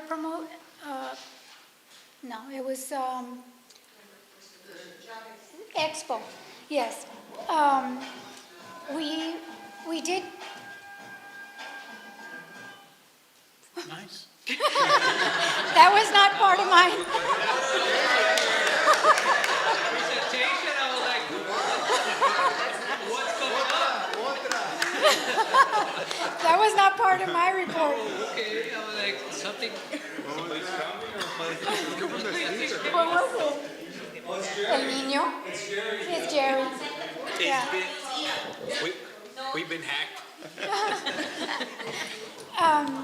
And we did promote the current job positions that are opened. So we're hopefully getting some applications through that. And as always, I would like to recognize and welcome to the city family our January new hires, which we had a total of 6 in January. Victor Beltran, he is with Public Works, heavy equipment operator. Noelia Cepeda, she's with PD, records clerk. We had 2 communication officers, Stephanie Garza and Isis Lopez, and 2 of our police cadets, Frederick Perez and Lidzy Landa. And that's it for me. Thank you so much. Thank you so much. Appreciate it. Thank you. That was a cool trick. Yeah, whatever you did, it was a good icebreaker. Any? Okay, no, we're good. Hello, everyone. Kathy Rubio with the Kelsey Bass Museum. At the beginning of this month, I completed, the museum staff, which is me, completed and submitted the Texas Preservation Trust Fund grant. Prayers have been said, candles have been lit, and we're just hoping we hear something positive. Also, the museum was gifted in early February by Sergio and Hortadelia Barrera a huge spinning wheel. It is right there in the parlor area in the museum, and it dates back to the late 17 to early 1800s. It's very big and it's beautiful. Earlier this month, museum staff, along with Main Street and the EDC staff, we planned and hosted our Founders Day ceremony and reception. This year, our city celebrated its 178th birthday. The highlight of the ceremony was having students and staff from Immaculate Conception School. They just walked across and came over to the kiosco, and hearing from our Davis descendant, Michael Davis, and of course, the unveiling of the plaque, which now marks the Davis family gravesite. And thank you to Public Works.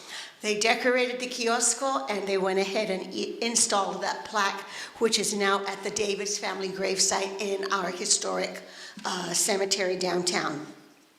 Further, the museum has contacted Lieutenant Colonel James Falcon, MD, and to ask if he would say a few words at this year's upcoming Fallen Heroes ceremony, which Main Street puts on, and I go ahead and help out with that endeavor. And he did agree that he would come up.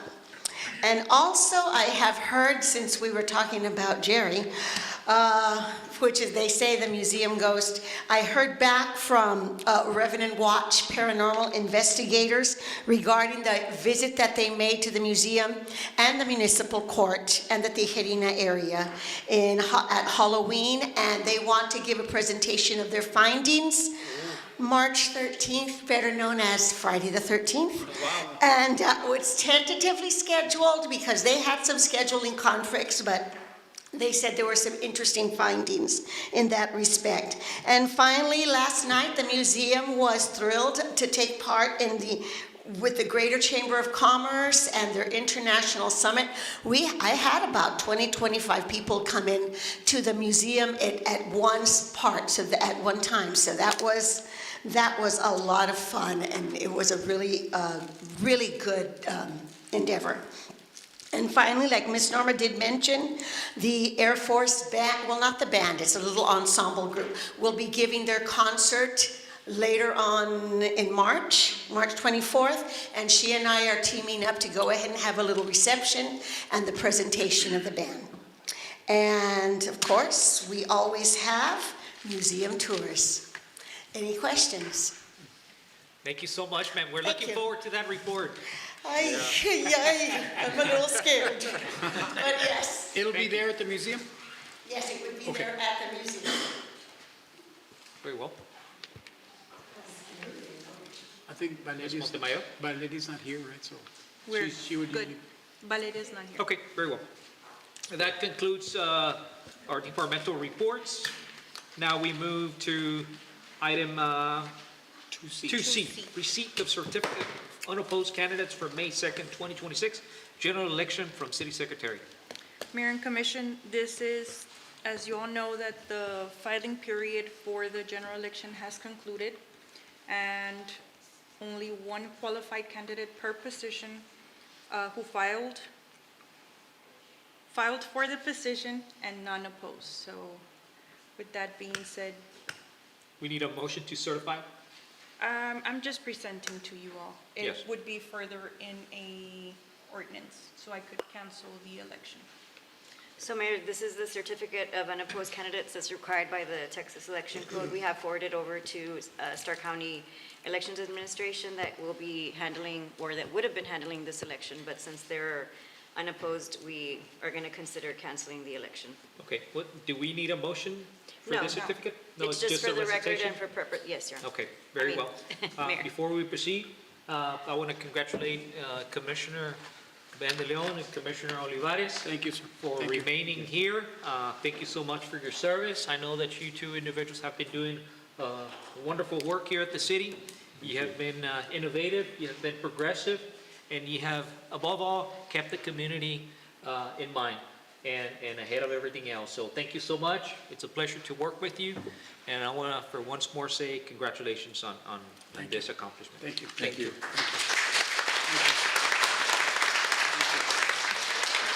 Mayor, adding something to what you just said. Yes, sir. They're gonna be the first two commissioners that will be subject to the term limits, so I'm glad for that. Thank you. Yes, sir. Very well. Moving to item 3A, discussion and possible action to approve the first reading of ordinance number 2026-01, ordaining provisions pertaining to animal welfare, ordaining provisions and fee pertaining to impounding, pertaining to the care and control of dogs, providing for penalties, ordaining other provisions pertaining to subject matter thereof, providing severability clause, and providing an effective date. Thank you, Mayor. So this is additional ordinance that we're going to add to the existing ordinance that we currently have. Very well. And can you tell us briefly what this entails? So basically, in 2025, I remember we had done a compliance-related stemming from codification. Yes. Concerning animal welfare. This one is more so inclusions and additions that add for different violations regarding civil enforcement, basically. We also provide for different levels of fines ranging from 75 to 200 per violation, and it's also per occurrence. So. Okay. Does this also include criminal offenses or just? Criminal penalties? offenses, they refer currently to the state code. Yes. Okay. Yes, and then this one is specific to civil enforcement.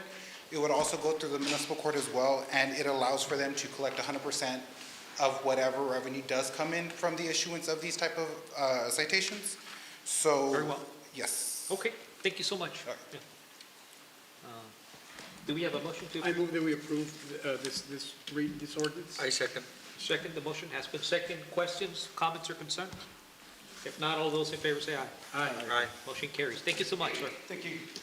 3B, discussion possible action to approve the first reading of ordinance number 2026-02, declaring the unopposed candidate elected to the office of the city commissioner and canceling the May 2nd, 2026 general election for such office pursuant to Chapter 2, Subchapter C of the Texas Election Code.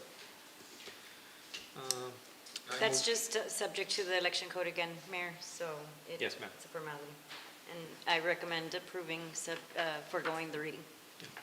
Okay, Commissioner?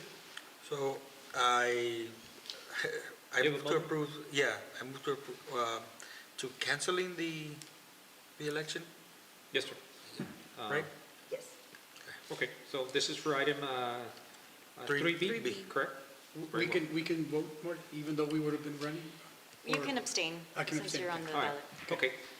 So I'm going to second the motion. All of those in favor say aye. Aye. Aye. Let the record reflect that Commissioner Ben De Leon and Commissioner Olivares abstained. Commissioner Edel Barrera, myself, and Commissioner Nuno Barrera voted to approve this first reading. Okay, very well. And the item passed. Thank you. Yes, sir. Resolution, item number 4, resolutions. A, discussion possible action to approve resolution number 2026-08, a resolution approving the submission of a grant application for the Operation Stone Garden 2025 grant program. Mayor, Commission, we did apply for Operation Stone Garden, so this is one of the requirements that we do need a resolution. If approved, we would be receiving $290,000. That includes, that's for overtime and border security. Yes, sir? Good job. Yes. Motion, I gentlemen? move that we approve item 4A as presented. Motion has been second. Questions? Good job, Chief. Yeah. Very good. Thank you so Thank much, you. Chief, for always being proactive and trying to bring some more funds to the city. We appreciate it very much. Yeah. All those in favor say aye. Aye. Aye. Motion carries. 4B, discussion and possible action to approve resolution number 2026-09, a resolution of the City of Rio Grande City, Texas, authorizing the submission of an application to the Texas Department of State Health Services for open enrollment in the Texas Spay and Neuter Program. So Mayor, this is a $13 million grant that we're going to try to tap into. It's a 2-year, if we get approved, it's for 2 years. It's $186,000 that we might get qualified for. Wow. And this is for spay and neuter. It's kind of like, it works kind of like Stone Garden. You get reimbursed. And this is to submit the application? This is to submit the application, yes. Very well, sir. I move that we approve item 4B. Second? I second. Motion has been second. All of those in favor say aye. Aye. Motion carries. Thank you. Mayor, I just want to thank our legal team, Marty and Pedro. It was a lengthy application, so they did an awesome job. Thank you, Marty. Thank you. Yeah, thank you so much for everything that you do. C, discussion and possible action to approve resolution number 2026-10, a resolution approving a budget amendment to the fiscal year 2025-2026 enterprise fund balance to recognize a 70-30 drinking water revolving fund grant and loan award by the Texas Water Development Board for the water meter swap project and associated engineering and construction costs, and providing for an effective date. Mr. Cantu? Mayor, Commissioners, this is basically just a budget amendment to recognize the Texas Water Development Board loan grant that we received in October. At the time that we passed the budget last year, this hadn't closed, so we didn't include it in our budget. And this is more for compliance and transparency issues, so it's going to be budget neutral. The expenses are covered by the loan and the grant portion of the grant. So. Very well, sir. I move that we approve item 4C. I second. Motion has been second. Questions, concerns? I believe this one requires, since it's a budget amendment, it requires a vote. Roll Record call? vote? Record Yes. vote? Very well. We're going to proceed with a record vote, having no discussion or questions. Commissioner Bendeville? Commissioner Eddie Alvarez? I approve. Mayor approves. Commissioner Olivares? Approve.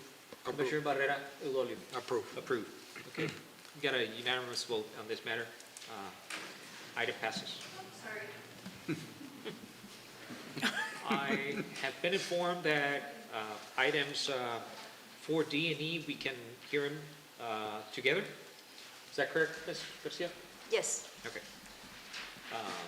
D and E, starting with D. Discussion and possible action to approve resolution number 2026-11, resolution eliminating 2 currently vacant patrol officer positions within the police department as part of the fiscal year 2025-2026 staffing plan. E, discussion and possible action to approve resolution number 2026-12, a resolution approving a targeted retention salary adjustment in the amount of $3,000 annually for each sworn law enforcement position within the police department, excluding the police chief, funding through vacancy savings and applicable grant support. Do we have a presentation? Mayor Commissioners, we worked together with the police chief in trying to come up with a solution to, for retention on the patrol officers. As you all know, there's been a shortage on patrol officers. The turnover ratio has been really high over the last couple of years. We're trying to see how we can accommodate.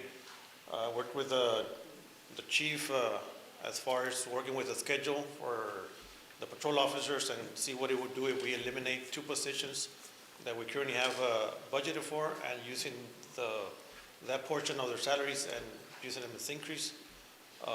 As far as scheduling, the chief is confident that they can manage, and with those 2 positions, we will be allowed to give $3,000 to each patrol officer, or every law enforcement officer that there's. And that's going to be done this year? If it's effective today, it'll happen for the next pay period. Starting Oh, on okay, Wednesday, so starting they're next gonna, Wednesday. they're gonna start Do you want receiving me that. to, you want me to open it to discuss it? Yeah, so, Yeah. yeah. I move to discuss D and E. Okay, second? Second. Okay. We have a motion on the floor. Motion has been second. The item is ripe for discussion. Questions, Commissioner? No, I think it's a very good idea. I think it's a great I idea. think We it's, need to be proactive in trying to keep. And thinking out of the box, so I think this would really help the patrol, the peace officers' morale up, you know. Yeah, and we'll keep in mind, I know this budget meeting coming up, I mean, of course, we'll keep that in mind, but this is a very good, smart move. Yeah. Yeah. So we have been, the commission has been trying to accommodate our law enforcement as much as we can. We try to keep an ear to their needs, to see how is it that we can better the department. Obviously, it's one of the biggest departments that we have. It's the most expensive for sure. And obviously, we do realize that police officers are out there in the front lines. We do realize that police officers expose themselves for the community. And when innovations like this are presented to us, we seriously take them into account. We realize everything that police officers do for us, and we appreciate it very much. So when you present something like this, at least I think that I speak on behalf of the whole commission that we would gladly do things like this so that we can have our police officers happy, and so that they can continue doing what they do best, which is law enforcement. Thank you, sir. Chief, for me, the word retention is very important, and basically, this is what you're working on, retention.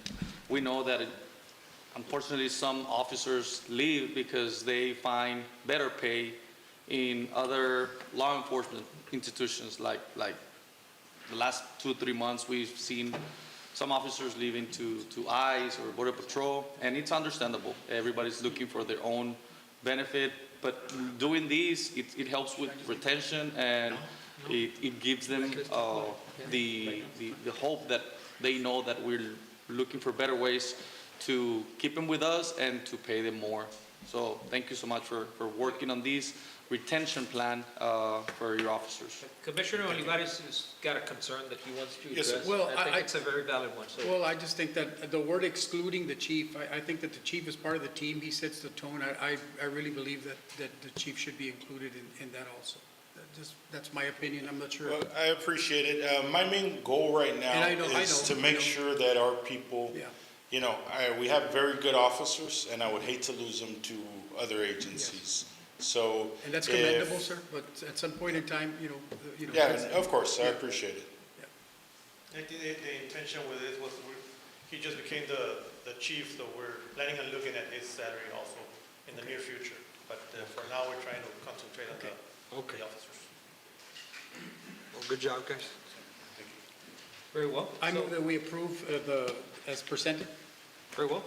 I think that the motion Was already. the motion was already on the floor and it was second. So now we're right for a vote. All those in favor say aye. Aye. Motion carries. Thank you. And that goes for D and E. F, discussion and possible action to approve resolution number 2026-13, a resolution amending the general fund budget for fiscal year 25-26 to one, appropriate $90,201 for unemployment settlement, appropriate $44,000 to the police department, Lexipo annual policy services. 3, authorize the creation of one part-time administrative clerk position with a fiscal year cost of $15,000. Reduce the fire station capital project appropriation by $100,000, appropriate $49,201 from unassigned general fund balance, and approve interdepartmental reallocations totaling $606,000 with $500, with no net fiscal impact to the general fund. Mr. Katu, that was a whole bunch. Yes. That's a long one. Yeah, tell us what's going on. Yeah, well, Mayor, Commissioners, some expenditures arose during the year. Since we passed the budget, we didn't allocate any monies for those expenditures. As you mentioned, those are mentioned in the resolution. Yeah. We understand item number 1, F1, and then F2, the 44,000, what is that for? Last year, we were aware that the police department was working with Lexipo to come up with their policies. We just didn't know how much it was going to cost. It was until after the fiscal year that they gave us the price. We didn't budget for it, so this is going to be a budget amendment to include that portion. And I think I had talked about this, that whether or not we actually needed this policies on That a one was recurring for the basis. fire department, I believe, because the fire department also got theirs, but theirs was 17,000? 13,000? Yeah, but I believe the one for the police department is going to be required every year. With Lexipo, they will be on top of any legislative updates, any policies that need to be changed. Before it goes into effect, they will already send it to us for review and for review. Is this not something that our legal department can do? Because I would rather spend this money in our legal department, and I'm sure it's not going to be this much. The initial payment is the first one-time payment. After that, I believe it's a yearly cost. Okay, well, why don't we do this, Mr. Cantu? Obviously, this is already a done deal, right, for whatever it's been done, right? Because they already did them, right? The policy has been updated. Yeah, okay, so since we already got fresh new policies and they're $44,000, I mean, that's a lot of money. I mean, for $44,000, you can hire practically a lawyer for 6 months to review all the administrative and legislative updates, in type, that kind of stuff, which I don't think it's going to be a whole bunch. But anyways, this is me speaking out loud. Maybe for the next one, Mr. Cantu, Chief, get together with Ms. Marty Vela, and I would rather spend this money in our own legal department, and I'm sure it's not going to be as much, but to update some of these policies. But anyway, so that's my inclination right now. And then item number 3, the 15,000. 15,000, that's going to be a part-time employee that's going to help around the administration. Oh, yes. That's going to be, is this going to be for, to assist HR HR? and the city secretary. Okay, that is perfect, okay. And then number 4, reduce the fire substation capital project appropriation by 100,000. That one, we budgeted 100,000. If you recall, for the fire substation, that's not gonna be enough for the fire substation. We are looking to see at other financing options for the fire station. It doesn't mean that we're doing away with it, it's just, we're reallocating these funds right now. We gotta what? In the near future, I'm sorry? Reallocate the funds? Reallocating those 100,000, we're gonna use them to cover part of the settlement and the Lexi pool. So Okay. that's where we're gonna remove them and add them to cover part of those So we're expenditures. taking from the From the substation, from the From fire the substation. substation, 100 grand to send them over there? Yes, Okay. We're gonna finance yeah. We're gonna finance the substation? The substation, the fire station, because that's not enough to get. preliminary numbers are coming around 500,000, 600,000 for the Which is fire more than substation. what we had set So aside. we would have to go out for some type of financing. We'll be talking to our financial advisors. Didn't we already awarded the bid? I'm sorry? No. Look, let me just go back real quick, Commissioner Olivares. We had said $100,000 just because we thought that it was just gonna be a remodeling and we were gonna use the Yes. existing building. Yes. Now, after a thorough inspection, we found out Wasn't it 300,000? no, we put $100,000 only for the first year because they were gonna be working on just some remodeling and to see if we can accommodate them. Then, after the inspections came out, we found out that the foundation was not Right, proper. yeah. So we haven't done anything yet, we're just working on the plans now. So there's nothing yet, we don't have a contract, we don't have we don't even have the plans yet. Yeah, the 300,000 was for the animal. Yes. Animal control. Okay. Well, we had the presentation of the fire building at the last meeting, but they're working on the civil plans for the site, and once those are completed, we can put the project out for bid, so we know exactly how much money. Yeah, we just starting to work on that, but we already have $100,000 already allocated. So let's say that the building will cost $500,000, well, we already have 100. Yeah. So No, those are 100, they're gonna move them. They're gonna move They're gonna spend them on this other thing, which is fine, you Yeah, know, I mean- but I would have, never mind, we'll talk about it. Number 5? Number 5, not sure exactly why you're looking at the numbers, Mayor, but is that the 49,000? Yes. 49,000, that would come out of the unassigned fund balance. So that essentially comes out from the fund balance that we currently have, over 5 million. So where is this going? To cover the first 3, to cover the 90,000, the 44,000, and the 15,000. If you add all those 3, it's 149,000. And the way we're financing for the 149,000 is getting Okay, 100,000 all right, from the fire substation and 49,000 from All the right, fund well, balance. let's do this for next time. So if we're gonna be moving more than $500,000, brief me before the meeting so that I'm not completely lost about what we're doing. Okay. So. The other 600,000, Mayor, it's just, what we presented during the budget workshop, kind of put everything together in one line item under administration, and this is just breaking it up to where we're moving the 300,000 to Animal Control Department, another 300,000 to Public Works to the Correct Department, but since we're moving monies from different departments to different departments, we have to bring it out to the commission so they can approve it. But that money was already approved, only the 149,000 is what we're actually adding. Okay, I'm lost there. Did you say that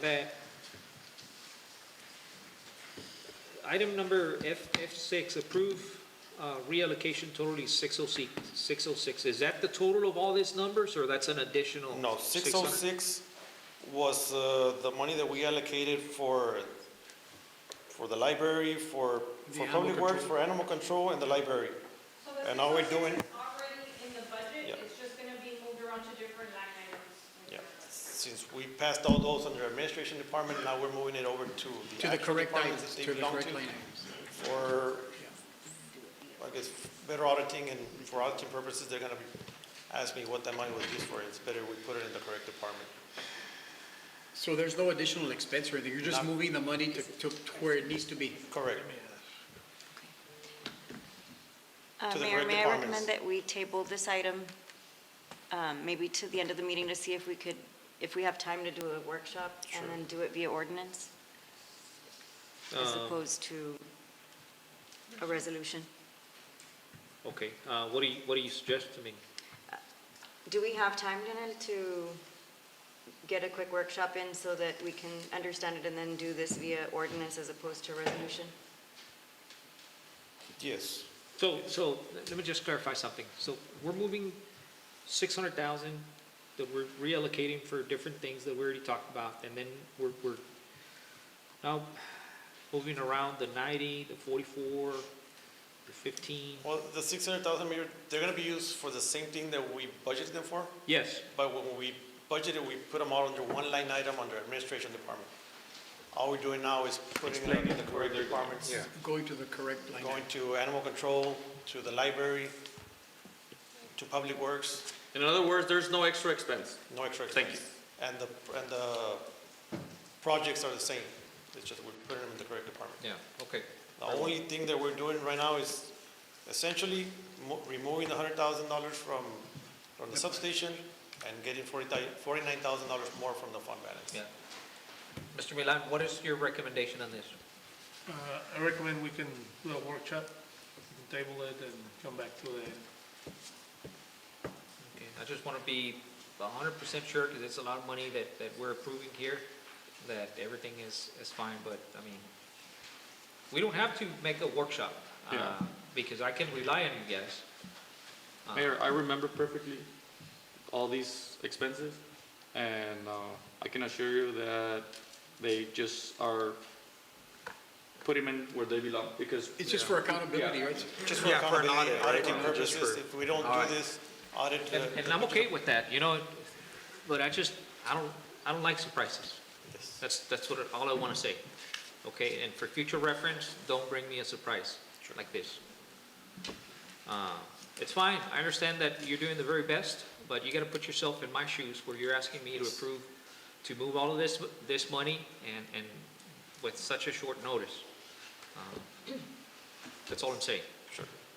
Because I don't like feeling uncomfortable, especially when it's not my money. Had we had a little workshop, I would have understood everything. And not that I'm questioning what you're doing, by no means. But when we're dealing this amount of money, I want to be 100% sure that everything's going to be fine. Because I complained about this, about the last administration, that they were just going forward with some of these funds, and you can get careless real quick, and it's a lot of money.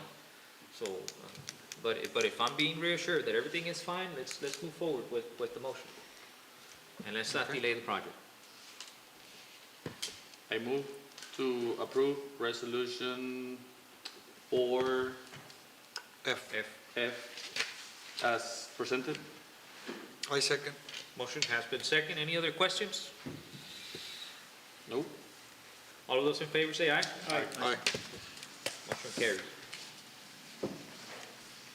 G, discussion and possible action to approve resolution number 2026-14, a resolution for a budget amendment to the Rio Grande City Economic Development Corporation in the amount of $441,000 funded from unassigned fund balance. No, Mayor Commissioner, this item does need to be tabled. It was brought over to the Board of Directors of the EDC. It needs to? No, it already did, but they passed 616,000 instead of 441. So I'm gonna have to update the memo and let you know what they're moving the money to. Okay, so we need to table this item? Table this item. I move that we table, do we need a motion for that? Or? Yes. Yes. I move that we table this item. I second. Oh, and I'm sorry, Mayor. Yes, The sir. previous one needed a vote also, so it was a budget amendment. Record vote. Record vote, yes.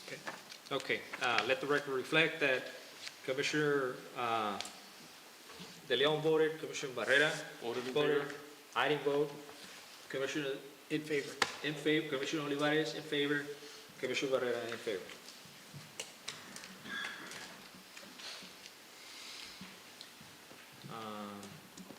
G, do we need a record vote for that one as well? No, that one's tabled. Okay.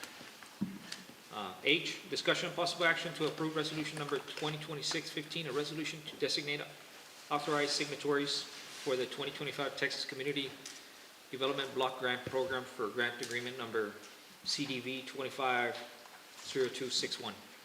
Yes, good afternoon, Mayor Commission. This resolution is being updated just to include for the Assistant City Manager. It already has for the Mayor and City Manager and Assistant City Manager as authorized officials. And it'll also include the Finance Director and an appointed Project Director so they can process payments. Very well. Okay. Motion, gentlemen? I move that we, is it item H that we're? Yes. voting? Yes. I move that we approve item 4H. Second? I second. Motion has been second. All those in favor say aye. Aye. Aye. Motion carries. I, discussion and possible action to approve resolution number 2026-16, a resolution adopting required community development block grant civil rights policies. Yes, this resolution is also to be updated for the new TDA grant that we received. This is reaffirming for the civil participation plan, the excess force policy, fair housing policy, section 505 policy, and code and conduct policy. So this is just to update these policies for the new grant. Very well. I move to approve 4I. Second. All of those in favor say aye. Aye. Motion carries. Thank you, ma'am. J, I was also told that J and K can be presented together, so we're going to do that. J, discussion possible action to approve resolution number 2026-17, a resolution authorizing the finance director to open a bank account for the Texas Community Development Block Grant contract number CDV 250261. K, discussion possible action to approve resolution number 2026-18, a resolution authorizing the finance director to open a bank account for the 2026 local parks grant with the Texas Parks and Wildlife Department.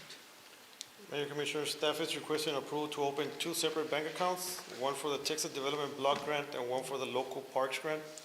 These grants are restricted funds with specific reporting and compliance requirements. Maintaining separate accounts ensures proper tracking, transparency, clean audits, and full compliance with state and federal guidelines. This is standard financial best practice for managing grant funds and protects the city.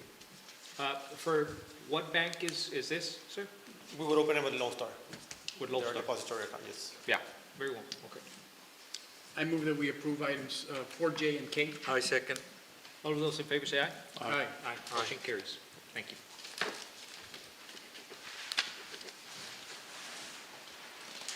Six A, discussion possible action regarding the approval of expenditure and contract value less than 100,000 but more than 50 that comply with or are exempt from section 252.0215 of the Texas Local Government Code.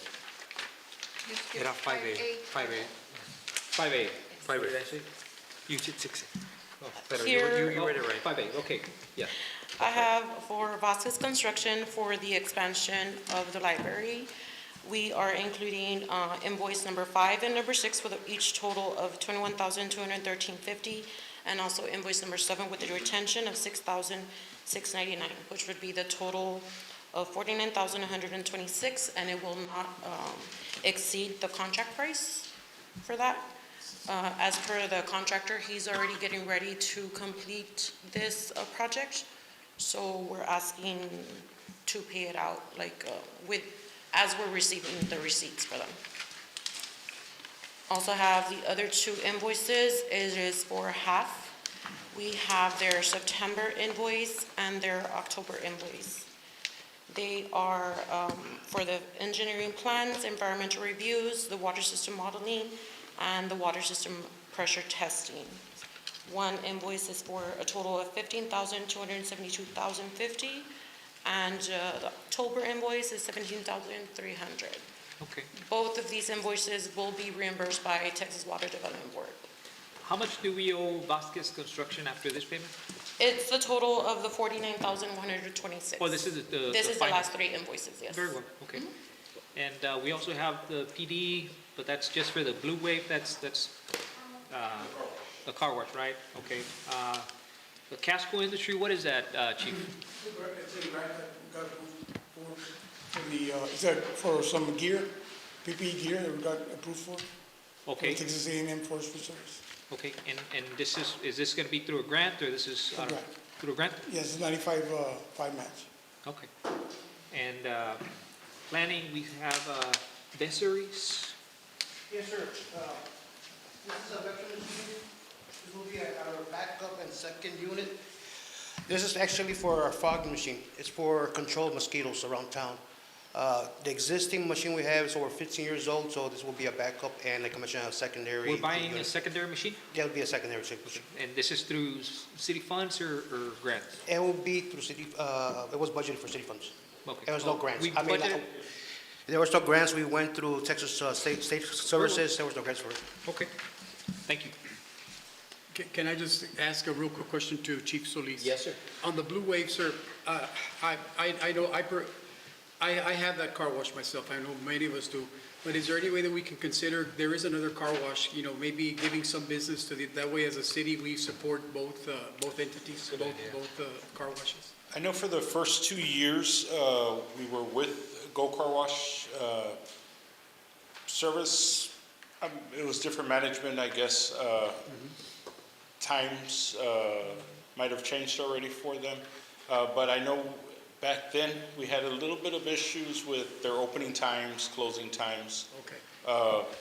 The last 2 years we've been with Blue Wave, we haven't had any issue. The only issue we ever had, they resolved it for us right away. But we could also look No, at. I'm just thinking at it as, that way as a city, we're supporting our businesses. Yeah, of course. This is an annual membership, Chief? Yes, so every single vehicle, including 2 from administration, has an annual membership, so they just drive up. But we get it approved because we actually have to go in person and make each transaction. What do you want to do, Commissioner? Well, That's a good idea. I would like to see if we could, divide the pie a little bit, just so that that we show that we're supporting the businesses that are providing that service. But that's just my opinion. Yeah, do it. What kind of issues did you have, Chief? This Besides the is- timing that they. The timing, about we the would machinery arrive, there, the the equipment? machinery wasn't working, or there would be stalls, it would stall out, so you would be in line. Why don't we do this, Chief? Why don't we table this item? Why don't you give a try to the other car wash to see what kind of service you get? Maybe go pass by there, use it, see what you think, and then give us another report.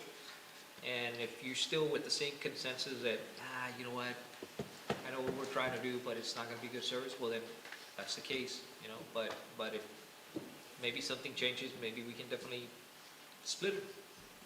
Yeah, definitely. What do you guys? That's a good That's a fair idea.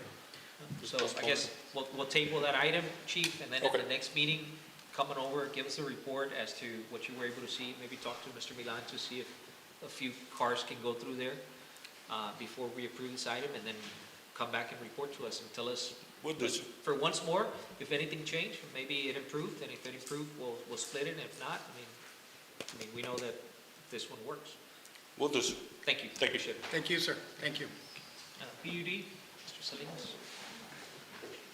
Do you need a motion to table it? No, we just change it. At the end. Subject to because it's part of a. Okay. Good afternoon, Mayor and Commission.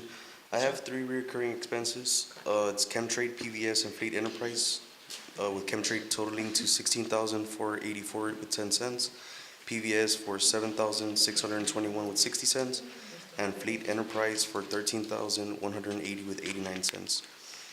Tyler, Leo. What's this expense for 20,000? That's for our billings. Yes, Mayor, Commissioner, the 20,000 for Tyler is actually for the pre-printed forms for the water bills. Yes. I don't know if you all recall, back in September, they ordered supposedly for the whole year, it was 20,000 forms. They had actually put another one here to be approved with another 15,000 for 20,000 forms. But I asked the girls to call back and asked if we could get a better price if we ordered in bulk, which they did last time. For 20,000 forms, they're 75 cents a form. If you order in bulk over 65,000, they're at 30 cents. So it'd be a lot more convenient to order for 2 years supply, which was what we had done in the past, order for 2 years supplies, and get it for $5,000 more than what we get half a year supply. So this amount is, we're approving 2-year supply? Yes, it's for 2 years supplies. Very well. Okay. All right. I think that's gonna cover this item. And there's a motion to hear this matter, with the exception of the Blue Wave payment, which we're gonna be withholding and tabling that payment. All of those in favor? Say aye. Aye. Aye. Aye. Motion carries. We're gonna do 5B through D? All three of them? I think we did B already. We already did B, Mayor, so it's C, 5C. Yeah, sure. We did 5E. B, no? E. Oh, I thought we had done. Yeah, no, we haven't done this. Oh, okay. Oh, okay. Yeah, I checked it off too. Yeah, I checked it out. Okay. Yeah, the one that we did was E, so Yeah, not, that's correct. maybe there was a misunderstanding. Yeah, so we're gonna do We heard wrong. B, C, and D. Discussion and possible action to execute the Texas Department of Agriculture Grant Agreement Number CDV 250261 under the 2025 Texas Community Development Block Grant Program. C, discussion and possible action to execute the Grant Administration Services Agreement with GrantWorks, Inc. for the 2025 Texas Community Development Block Grant Contract Number CDV 250261. D, discussion and possible action to execute the engineering services agreement with Rio Delta Engineering for the 2025 Texas Community Development Block Grant Contract Number CDV 250261. Yes, sir. This is to execute all three contracts. It is with the state contract with TDA for the street improvements project, which is a total of $750,000. This would be improving Cypress Street, Grande Street, Rio Street, Retama Street, Carr Street, and Guadalupe Circle. We do have our administration contract with GrantWorks, which would be a total of $60,000 within the budget of the grant. And our engineering contract would be $85,000 for Rio Delta. And that's to improve 3 of the roads that we have here, correct? This is going to improve 6 streets altogether. 6? Yes. Oh, It's sure. a Cypress Street, Grande Street, Rio Street, Retama Street, Carr Street, and Guadalupe Circle. Very It's well all done. within the same grant. Thank you so much. Thank you. Do we have a motion, gentlemen, to approve these items? I move to approve items 5B, C and D? C and D, sorry. No. That's it. B, C, and D, as presented. I second. Motion second. All of those in favor say aye. Aye. Aye. Motion carries. Thank you, Joe. F, discussion and possible action to execute contract for the elevator maintenance at the Rio Grande Public Safety Building with Schneider Preventive Maintenance Program. Oh, this is the one that we had a question last time. Yes, Mayor, Commission, for the record, Sara Hernandez, Assistant City Manager. So since our last meeting, this item was tabled. We had a meeting with the vendor and our legal department to discuss the contract, the terms, the purpose, what this would be including. They presented 2 options for us, one of 10 years, 5 years. I know we were looking at the monthly fee and wondering if this needed to be checked every month, but they explained to us they were just breaking down that fee. It does not mean that they're going to come in monthly. This is almost like insurance, like a vehicle insurance similar to that the elevator needs to be insured. Basically, if anything is wrong with it, the parts are extremely expensive. Annually, it needs to be inspected, and that inspection needs to be certified and sent up to the state, so they would be handling that through this maintenance agreement as well. The purpose of the 5-year versus the 10-year is just to lock down the price, because they cannot guarantee that once the 5 years is up, that they will honor that same price.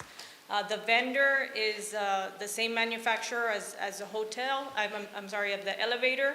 So at this point, you would want to continue with them. They're the ones that have the parts, manufacture these elevators, so. Did we talk to the builder about the warranty, or? We did, and it had a 1-year warranty, so it has no warranty anymore at this point. It's a contratista. It's a wonderful Yes. warranty for such an expensive elevator. Anyway. Yes. So when the building finalized its construction, they did pass over all the warranty information over to us. And they did inform us at the time that we would need to get on a maintenance agreement for the elevator and the bay door. So we were notified at that point. I think we just lagged on making that expense at that point. We're still dealing with the expense of the building itself, and Yeah, so- at this point, we do need to get that inspection done. It is what it is, and I think that whatever agreements were made and warranties provided, I mean, that's that. So, very well, thank you. Gentlemen, do we have a motion on this one? Which one are we voting on there? I see different, There's a By, 5 and a 10-year. Sí, pero es que there's several. There's Oh, different- On the 5 or the 10? Ms. Hernandez? which one are we recommending? Are you Whichever proposing? you choose. The 5 or the 10 is just to lock down the price. Oh, I see. Let me see that. If you want to do that, if you want a shorter term, you can do it 5 years and roll the dice after that. What's the difference in the price? I'm There trying, isn't, it's just to lock down the price. I see. I'll say 5. I think it's better. Oh, the 5? Yeah, 10, I think 10 is just a long time, but 5? Yeah. Okay. Yeah, 5. Okay. Go ahead and- So, after the discussion being presented here, I think the consensus is that we're going to vote for a 5-year contract. Is that, will I Yeah, I understand move correct? that we approve 5 years. Okay. I second. Motion has been second. All of those in favor to approve this contract for 5 years, say aye. Aye. Aye. Motion carries. Very well. Thank you. Thank you. Item 6A, discussion possible action to approve the Rio Grande City Police Department fiscal year 2025 racial profiling report.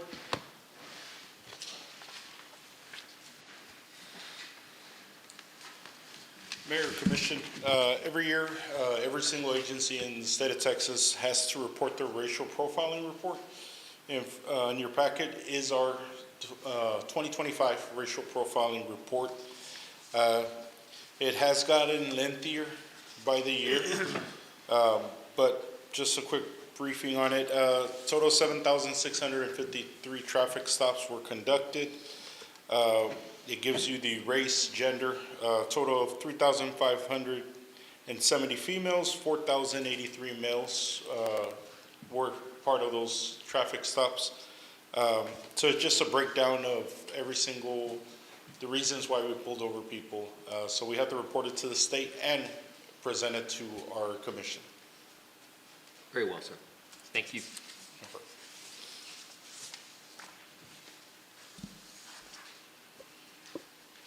Interesting. I move that, do we have to vote for it, or I move that we approve Yes. item 6A? Second? Second. Motion has been second. All those in favor say aye. Aye. Aye. Motion carries.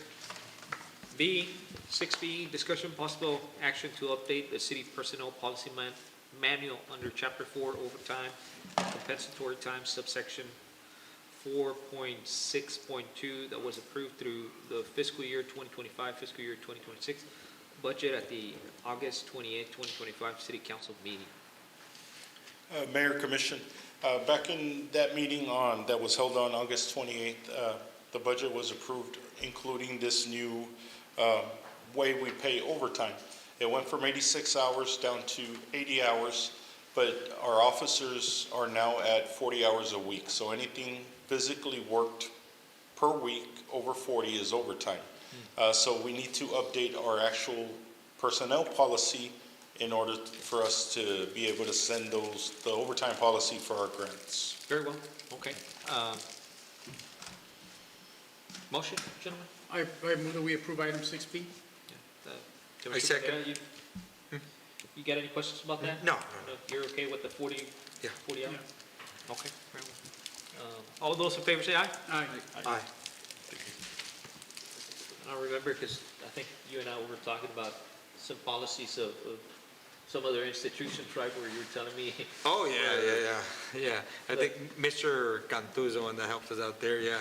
Yeah. So, yeah, anything over 40, It's overtime, federal law. Yeah, because there were some other institutions that they had Yeah.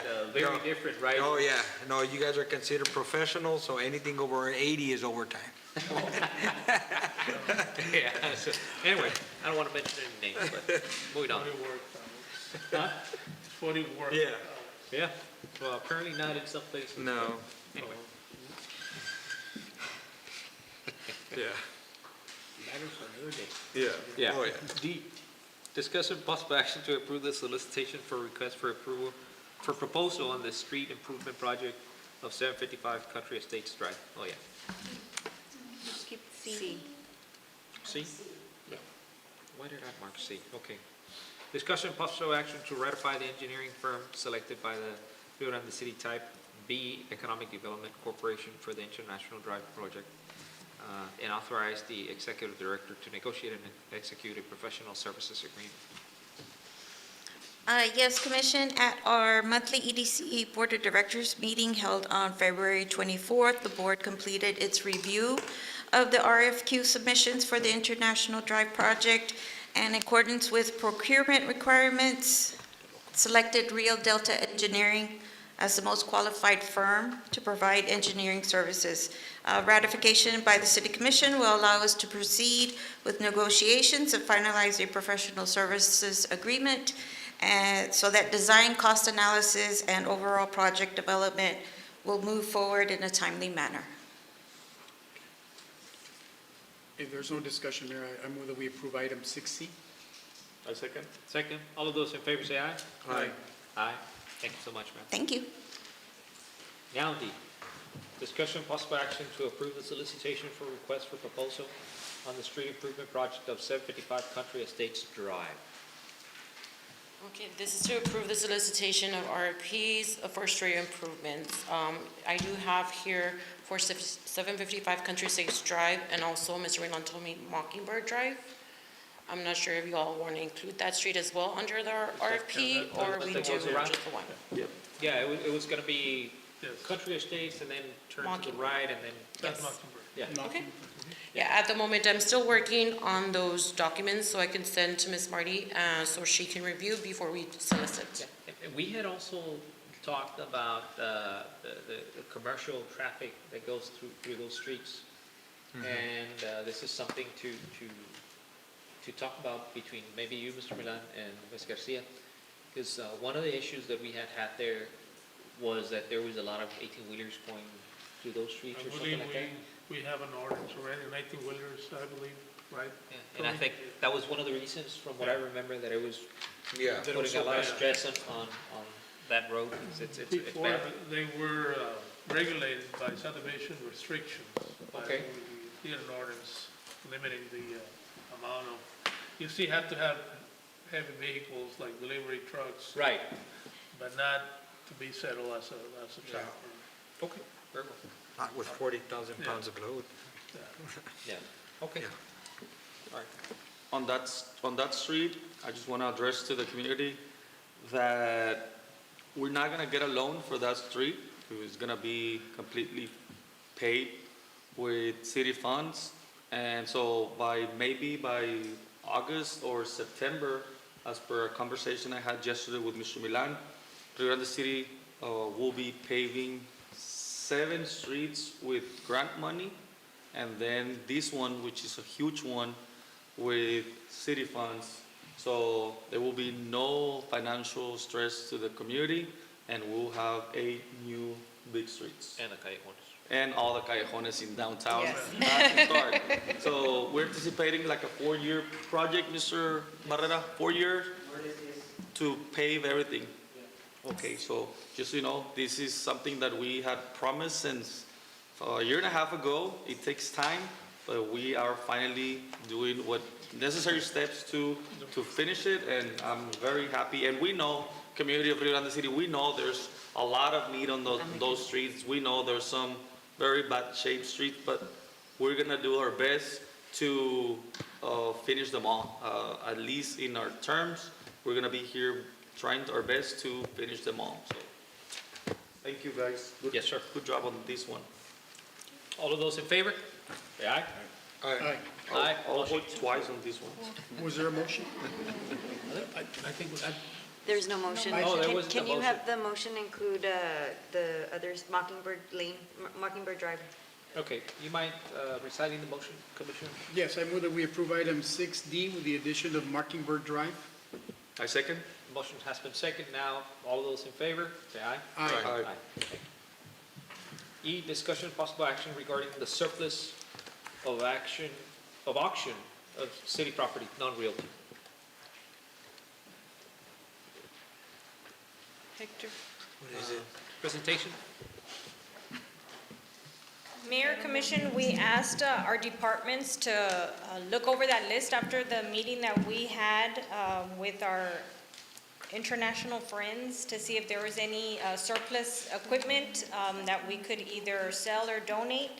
So you have lists there presented by our fire department of some of their surplus items, some from Public Works, and also our Public Utilities Department. We have to deem these items surplus so that we can dispose of them. We will be working with legal to see how we can go about either donating or host a public auction. The blowers and the post saws, Mr. Barrera, and the weed eaters, they don't work at all? Some of them, they're pretty. Okay. So it says they need to be sold, right, not given? It says here? No. Unit may be sold and not given. I discussed with Hector and Sarah. So you can't give those Oh, away? that's a sweeper. That's a big Yeah. item. That's not a Right. small one. But some of the, I believe some of the fire equipment Oh, I thought it was that like is the blowers. The expired, big like some of the Yeah. PPE, those aren't things that we can sell out because they're expired. Yeah, And what about this sweeper? I mean, this is a big machine, isn't Yeah. it? That would be something that we would auction out. So this is just to deem the item surplus for now. We're not making determinations of where We they're have gonna another go at sweeper? this point. We have another sweeper? Yes, The- we have two sweepers. And this one, we don't need it anymore? no That's just trabaja. an ancient one that has stayed there. Hector, no trabaja? Doesn't work? No, that doesn't work. It's pretty run, all. Ah, pues llévala al fierro. They work with water. Okay, all right, so this is just to deem it Yeah. surplus, right? Surplus, that's it. Okay, all And right. then we're gonna work with legal to see how we're going to either auction or donate. Motion? I move to approve item 6E as presented. Second. Waiting for legal department to find out which items can be given and which need to be sold. Okay, Second. motion has been second. Discussion? No. Thank you. Thank you. All those Thank in you. favor, say aye. Aye. Thank you. Motion passes, motion carries. We already did 7A, now we move to 7B, discussion possible action to approve a wine and malt beverage license retailers on-premise permit by Daniel Garcia for business located at 2546 Central Palm Drive, Suite 107 DBA, Bo Houston, Rio Grande City, Texas 78582. Oh, folk Houston. Oh, they're gonna, Okay. Mayor, there's an application made by Daniel Garcia for a BG license. yeah, It complies with all city requirements. We do, in your package, you see the application, the state summary, and also the certificate of occupancy. we got it, sir. Okay, very well. I move to approve item 7B as presented. Second. Second, questions, concerns? If not, all those in favor say aye. Aye. Aye. Thank you. Thank you. Ms. Montemayor, besides the executive matters, I think that we have covered everything, correct? Just need action on 8B, Mayor, 8, yes. or 9B. I'm gonna ask that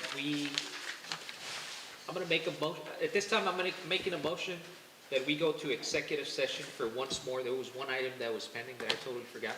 Okay. So if I could get a second and a vote. Second, of course. All those in favor? Aye. Let's just go here to this back room. It's not gonna take more than 2 minutes. 329.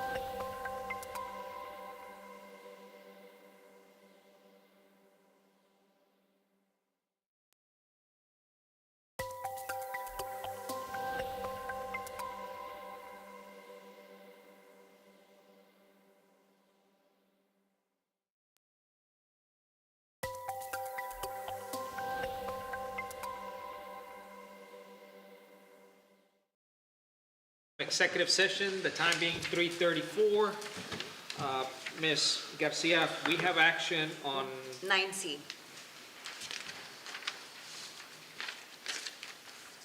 9C, that includes the matter that we just discussed?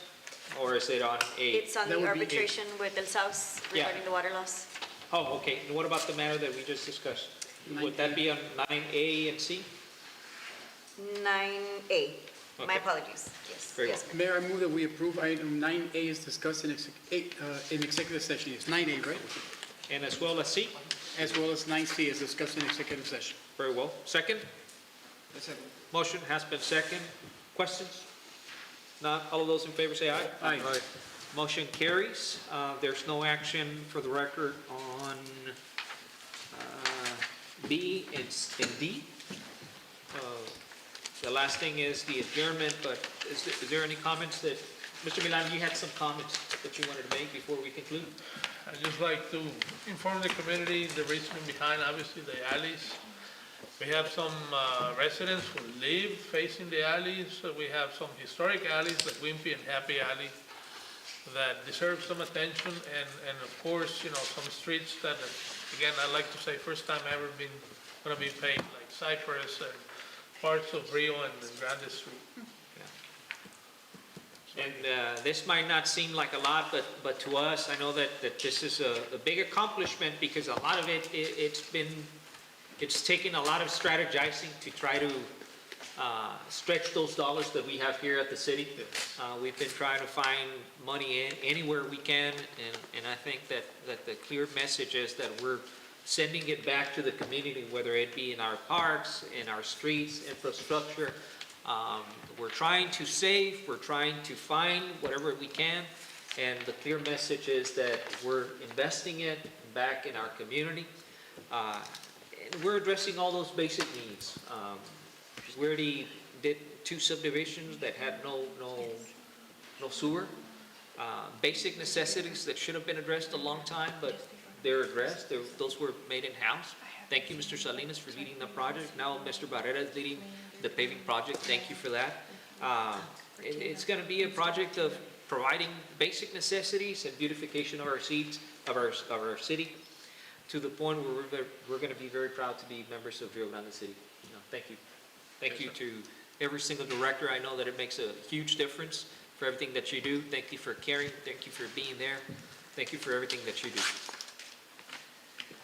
Ladies and gentlemen, if there's nothing more, we stand adjourned. Happy birthday to Commissioner Olivares. Well, thank you.